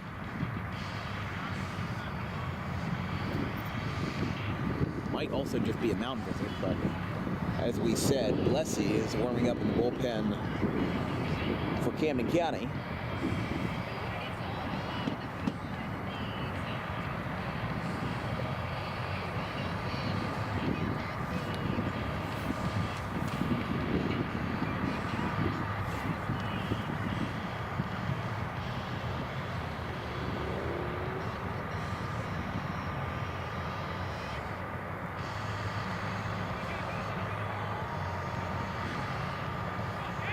Looks like they will keep Nothstein in the game. In a 13-8 game in the bottom of the 6th. For Gavin Callahan, who had a 2-run home run in the bottom of the 3rd that almost went to the storage shed in right field. 403 feet was the estimated distance on that 2-run shot. Inside. I think that slider is to make sure that he doesn't do that again. Wants to make sure that if you're gonna hit it, don't hit it 400 feet the other way. Hit it 400 feet into the ground. Line drive in the right, there's a base hit. It is called a fair ball. Going to third is Tyler Napoli, and that's a base hit to keep the party going for Gavin Callahan. Runners on the corners, still only 1 out. Well, this is what you like to see. You like to see Camden County staying in the game. You know, they were down by 8 runs at one point. They know what they can do to this team. They won, again, 13-1 in game 1. It looks like it was going to be a cakewalk in the second game, but Lehigh Carbon, as we've seen in every doubleheader that we've seen this year from this very facility, the first game is always different than the second.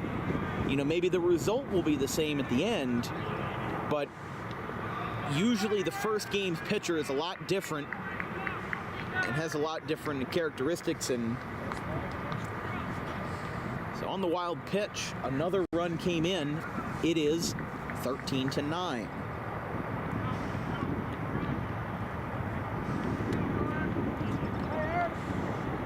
That was Tyler Napoli that came in to score. So now Gavin Callahan is on second. Dan Obermeyer, who has grounded out, walked, and been hit by a pitch in this one, is up. Down 1-0, 2-0 rather. I mean, hey, kudos to Camden County. If they can come back, and when they were originally down by 8, they're now down by 4. They've put up a 4 spot in this inning. I mean, it's been very impressive to see what they've been able to accomplish. Breaking ball right down the pipe, 2-1.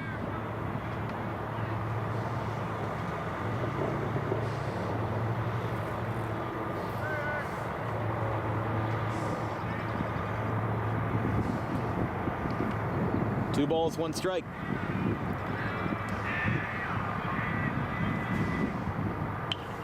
Poked foul, 2-2.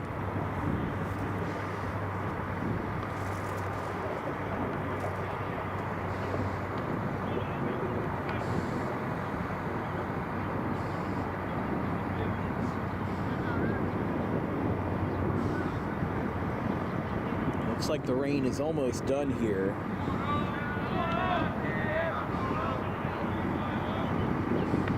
Swing and a miss. 2 down. Obermeyer is retired. Your end goal right now, just in a short-term goal, should be to have Callahan score. Set yourself up for success in the 7th. You know, look, Ifey's gonna bat here. He's 0 for 2. I'm not saying he's not going to get anything done, or I'm sorry, Ryan Slatter at the dish, but I'm not saying he's not going to get anything done, but you can't expect to score all of these runs right now. You have to just be realistic about it. If you don't score them now, well, you've got very little opportunities to do so. Yeah, it looks like the rain is basically out of here. That one skips in. Callahan moves to third.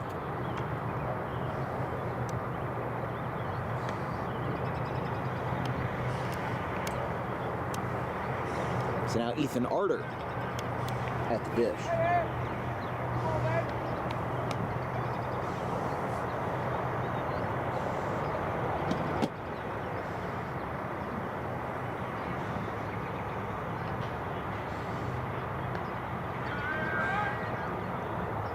Outside to the Morristown native, 2-1.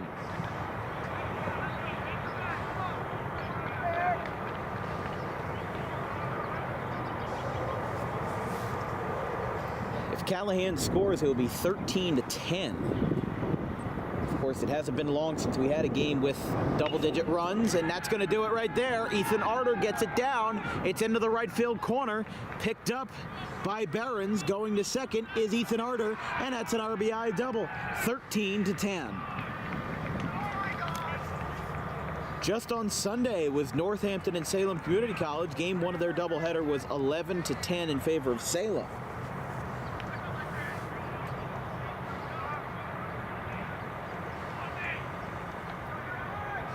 And here is Ify.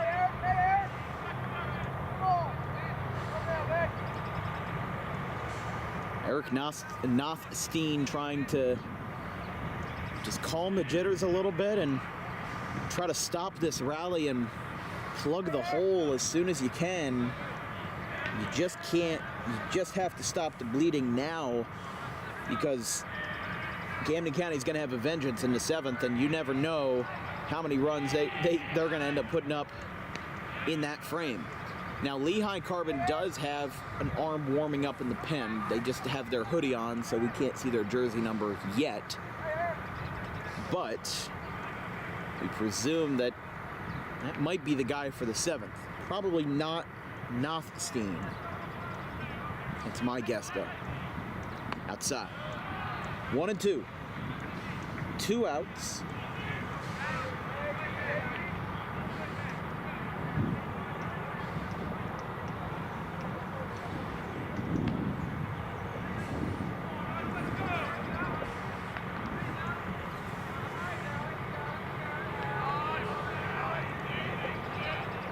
And the 1-2 misses outside.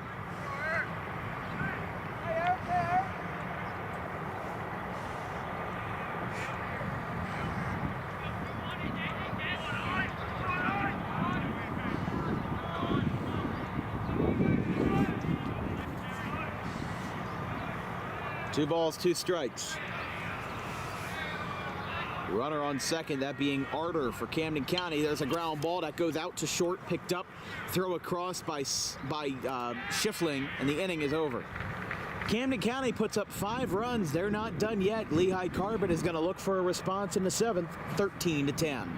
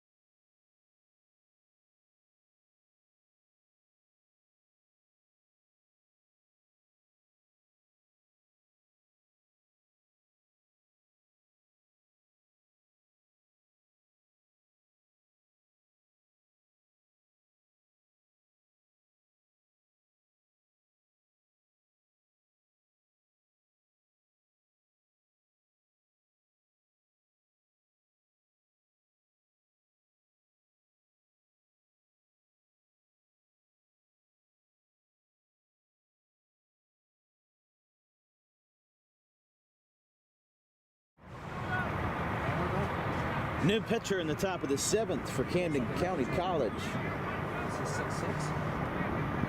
That is number 24, Tiernan Blessy out of Seneca. That one is high and away.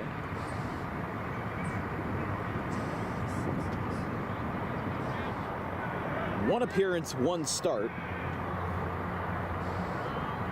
versus Brookdale in game 1 of that 3-game doubleheader. I'm sorry, 3-game series on March 1st. So he has not appeared in a game in 30 days. So he has been waiting for this opportunity, and it comes at a crucial time. With Camden County down by 3. In a slugfest, to say the least.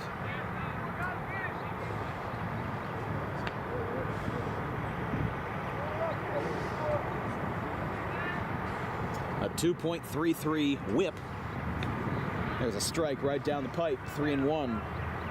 Like we said, I mean, he has appeared as a batter in only one game, but had 3 innings, 7 hits, 4 runs. None of them, well, I guess one of them was unearned, but that is a 5-pitch walk to start the 7th.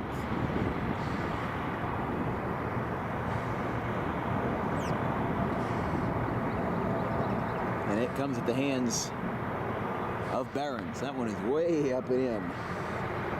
So I'm sorry, Boyer walks.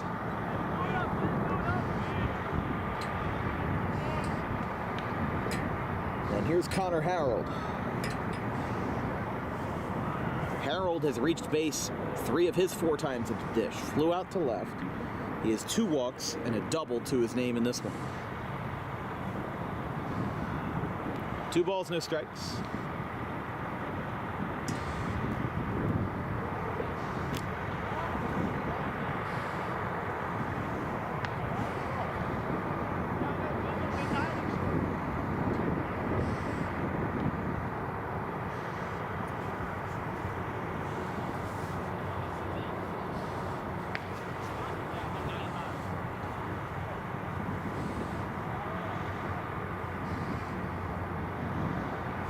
That one skips away. Boyer holds it first.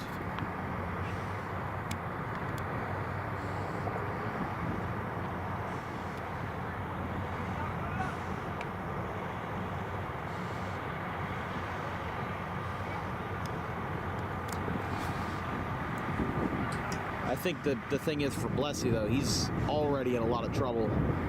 Gave up a 5-pitch walk. Down in the count 3-0. He's only thrown 1 strike and has 7 balls.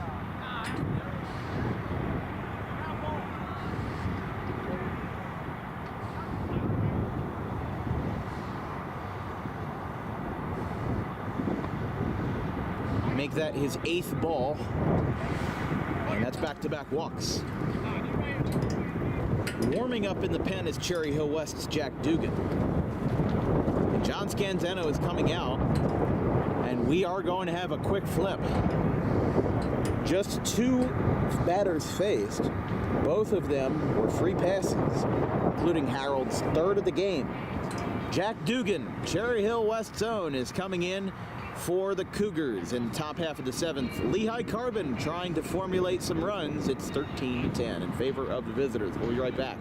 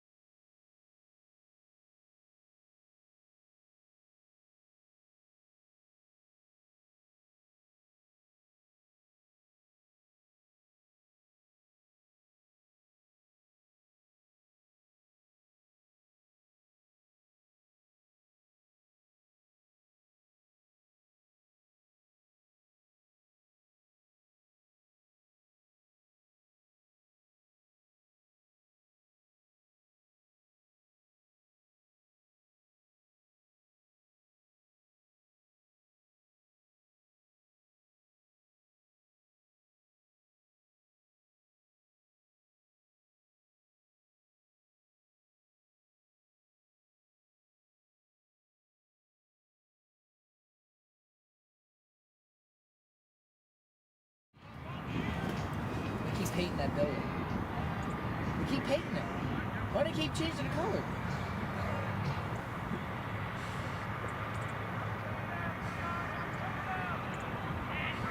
Top of the 7th inning, 13-10 in favor of Lehigh Carbon as Eli Angstadt is at the plate. He reached on an error, had a sacrifice fly, a walk, and a double all over the place tonight. And it's 0-1. Don't forget, our next broadcast will be Monday, April 1st, with an 11 a.m. start time on opening day between the Rancocas Valley Red Devils and the Bridgewater Raritan Panthers. Angstadt shows bunt again. That one misses high.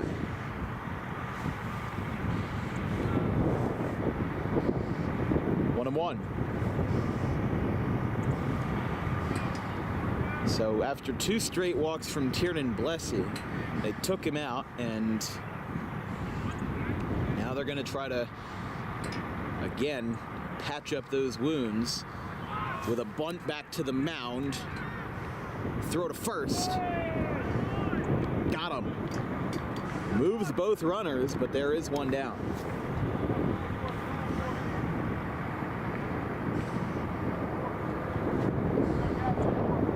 So here's Noah Rush. Noah Rush, a ground out, a fly out, and 2 walks to his name.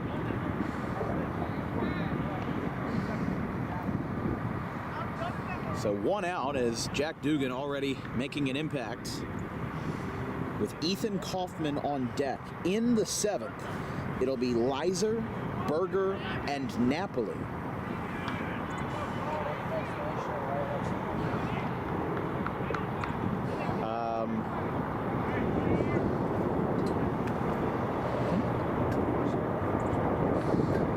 I don't know. Did he call it safe? No, there's 1 out, but well, hold on here. Oh, I'm sorry. They intentionally walked Noah Rush. That's what I was very confused. Yeah, I was like, what? Yeah, you were right. I was like, wait a second. Why is there somebody on first base? Because he was out via the bunt. So now the bases are back to being loaded again for Ethan Kaufman. I apologize for the error. I had no idea. And it was so, like, it's not like we're behind home plate at Rutgers Camden or like we're going to be on Monday at Bridgewater. It's very difficult to tell in a situation like that. He just kind of appeared on first base. Nobody said anything. It's not like nobody made a signal that we could tell. Fly ball, center field, going back. Napoli makes the catch. Runner tags. And scoring will be Boyer. Runners will now be on the corners, and it is 14-10.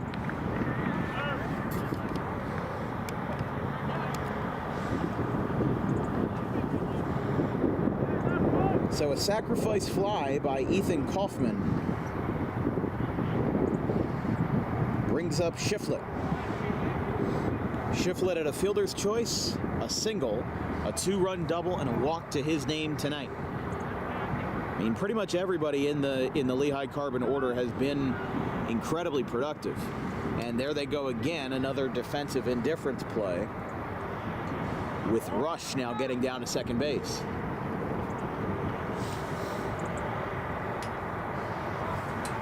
(1-0) the count to the number 2 man in the order, Shiflett, the shortstop.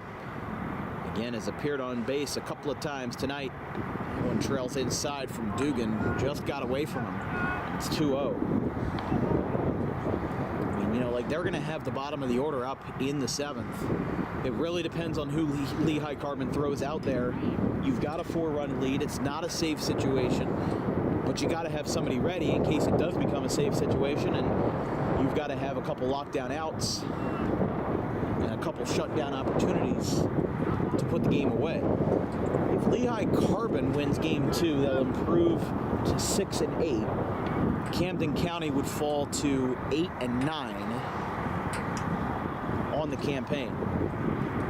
But remember, I mean, Camden County last year won 5 games all season in Scanzano's first year as a head coach of the Cougars.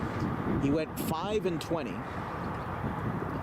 And a lot of those wins were very close, but now they've been consistently building the program from the ground up and just all around having a great time while doing it. This team is loose. They're having fun even when they're losing. You know, they've got great camaraderie. A lot of these guys have played together, whether it's in travel leagues, and even if they haven't, you know, Scanzano is a good team builder. He's the kind of guy that gives you a good sense of what good team chemistry is. As here is Kane Smith after the walk to Schiffler. The bases are back to being loaded again. Smith takes a strike, 0-1. If the inning were to continue after Smith, Theo Wood would be next for Lehigh Carbon.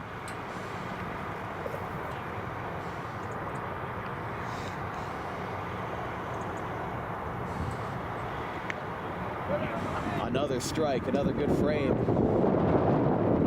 Actually, no, that one was outside. I apologize. 1-1. I saw Callahan's reaction in right. He thought that was a strike. A ground ball down the third base line and foul.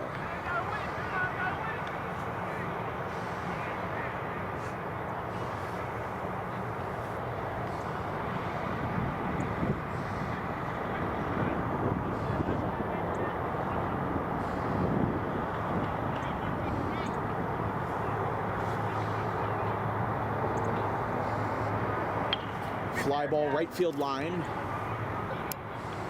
It is foul. So it looks like Kyle Lizer is now down there at third. Callahan's still in right, Napoli in center. There is a new left fielder, and that is number 21, Nate Ifey. So they moved a couple guys around. Caminoti is now at, looks like now at third. Yeah, Caminoti's at third. Tyler Napoli's at short. Still Obermeyer at second, but Lizer is at third, just behind the plate.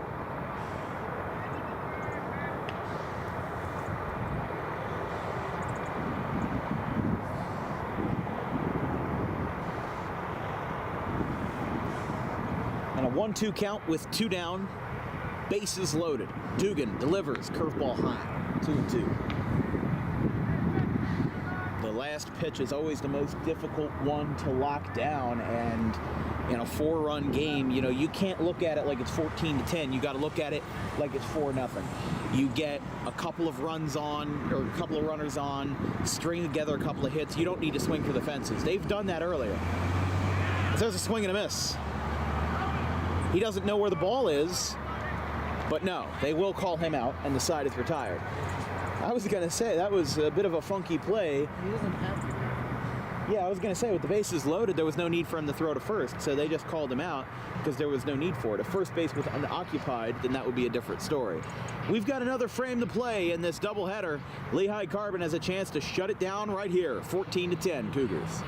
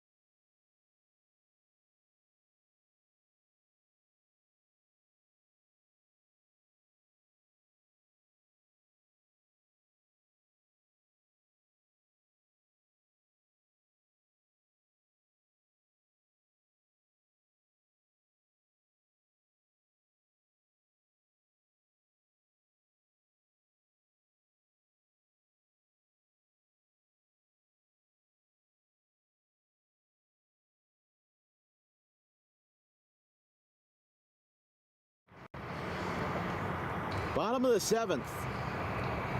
It's the last stand for Camden County as Kyle Leiser will get the first at bat in the 7th.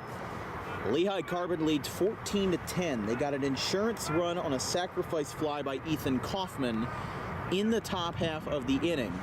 So they now lead by 4 in what is now a non-save situation. Breaking ball right down the pipe, 0-1 rather.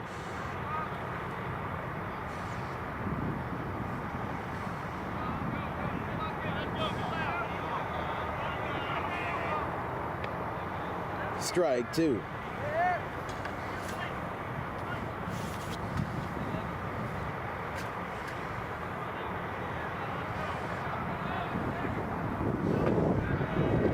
The 0-2 pitch. Swing and a miss. Picked up. Throw to first is in time. And there's one away.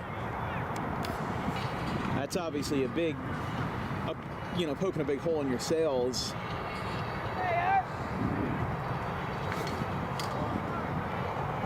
As now Alec Justice grabs the bat.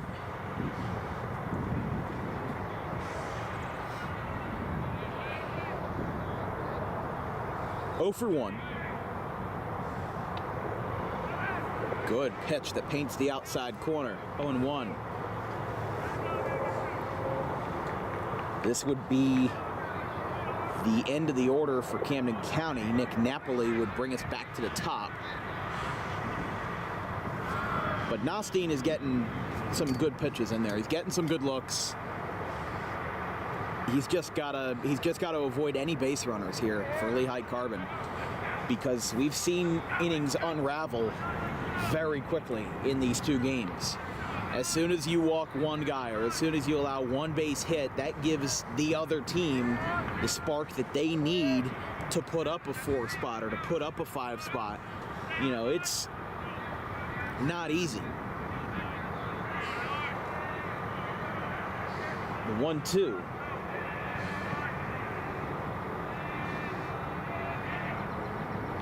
Outside.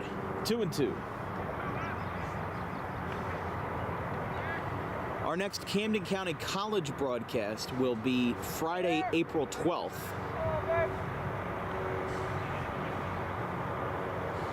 Between the Camden County College Cougars and the Ocean County Vikings in in-state play. 2-2. Swing and a miss. He got him. 2 down. And now we're out to the last call. Justice with a second strikeout. Nostine racks up another. And what could be the last chance for Camden, it's Nick Napoli. 2 singles in this one, plus a hit by pitch. And what an inning this would be for the Napoli brothers in Game 2. That one is upstairs, 1-0. A chilly night, but we're right at the end anyway. First pitch. I'm sorry, the second pitch is also called a ball. It's 2-0, right at the letters.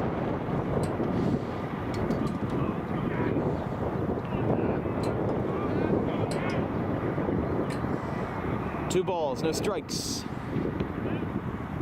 That one is a strike, 2-1. And Lehigh Carbon would improve to 6-8 with a win. Camden County would fall to 8-9. That one's on the outside corner, 2-2. Stretch your legs, reach your arms to the sky. It's the last call. 2 balls, 2 strikes, 2 outs. Base is empty. Nostine looking to close the door and slam it shut in Game 2. Popped up, right field side, going over to the corner and backtracking on one knee, making the catch, and the ball game is over. Ben Boyer went down on one knee and said goodnight. Camden County and Lehigh Carbon split the doubleheader, and that's a 14-10 final in Game 2. Camden County, just like night and day, they won Game 1 13-1, including a grand slam from Tyler Napoli. And in Game 2, Lehigh Carbon had the last laugh, including an 8-run lead at one point. Camden County tried to claw back, but their efforts were not strong enough, and that was how it ended. Camden County's next game will be on Tuesday, April 2nd versus Delaware Tech, and our next game will be on Monday, April 1st with Rancocas Valley and Bridgewater Raritan as we open the high school regular season. From everybody here at Dan Wilkins Broadcasting, my social media coordinator, Anthony DePalma, our graphics crew, Gavin Van Rel, Caleb Lane, and Liam Nolan, my second game producer, Dominic Perry. Shout out to our Game 1 producer, though, Emmett Canary for Game 1. I'm Dan Wilkins. We'll see you Monday. Have a wonderful Easter. Don't get in too many fights with your family, and enjoy the holiday. We'll see you Monday. Have a good one, folks.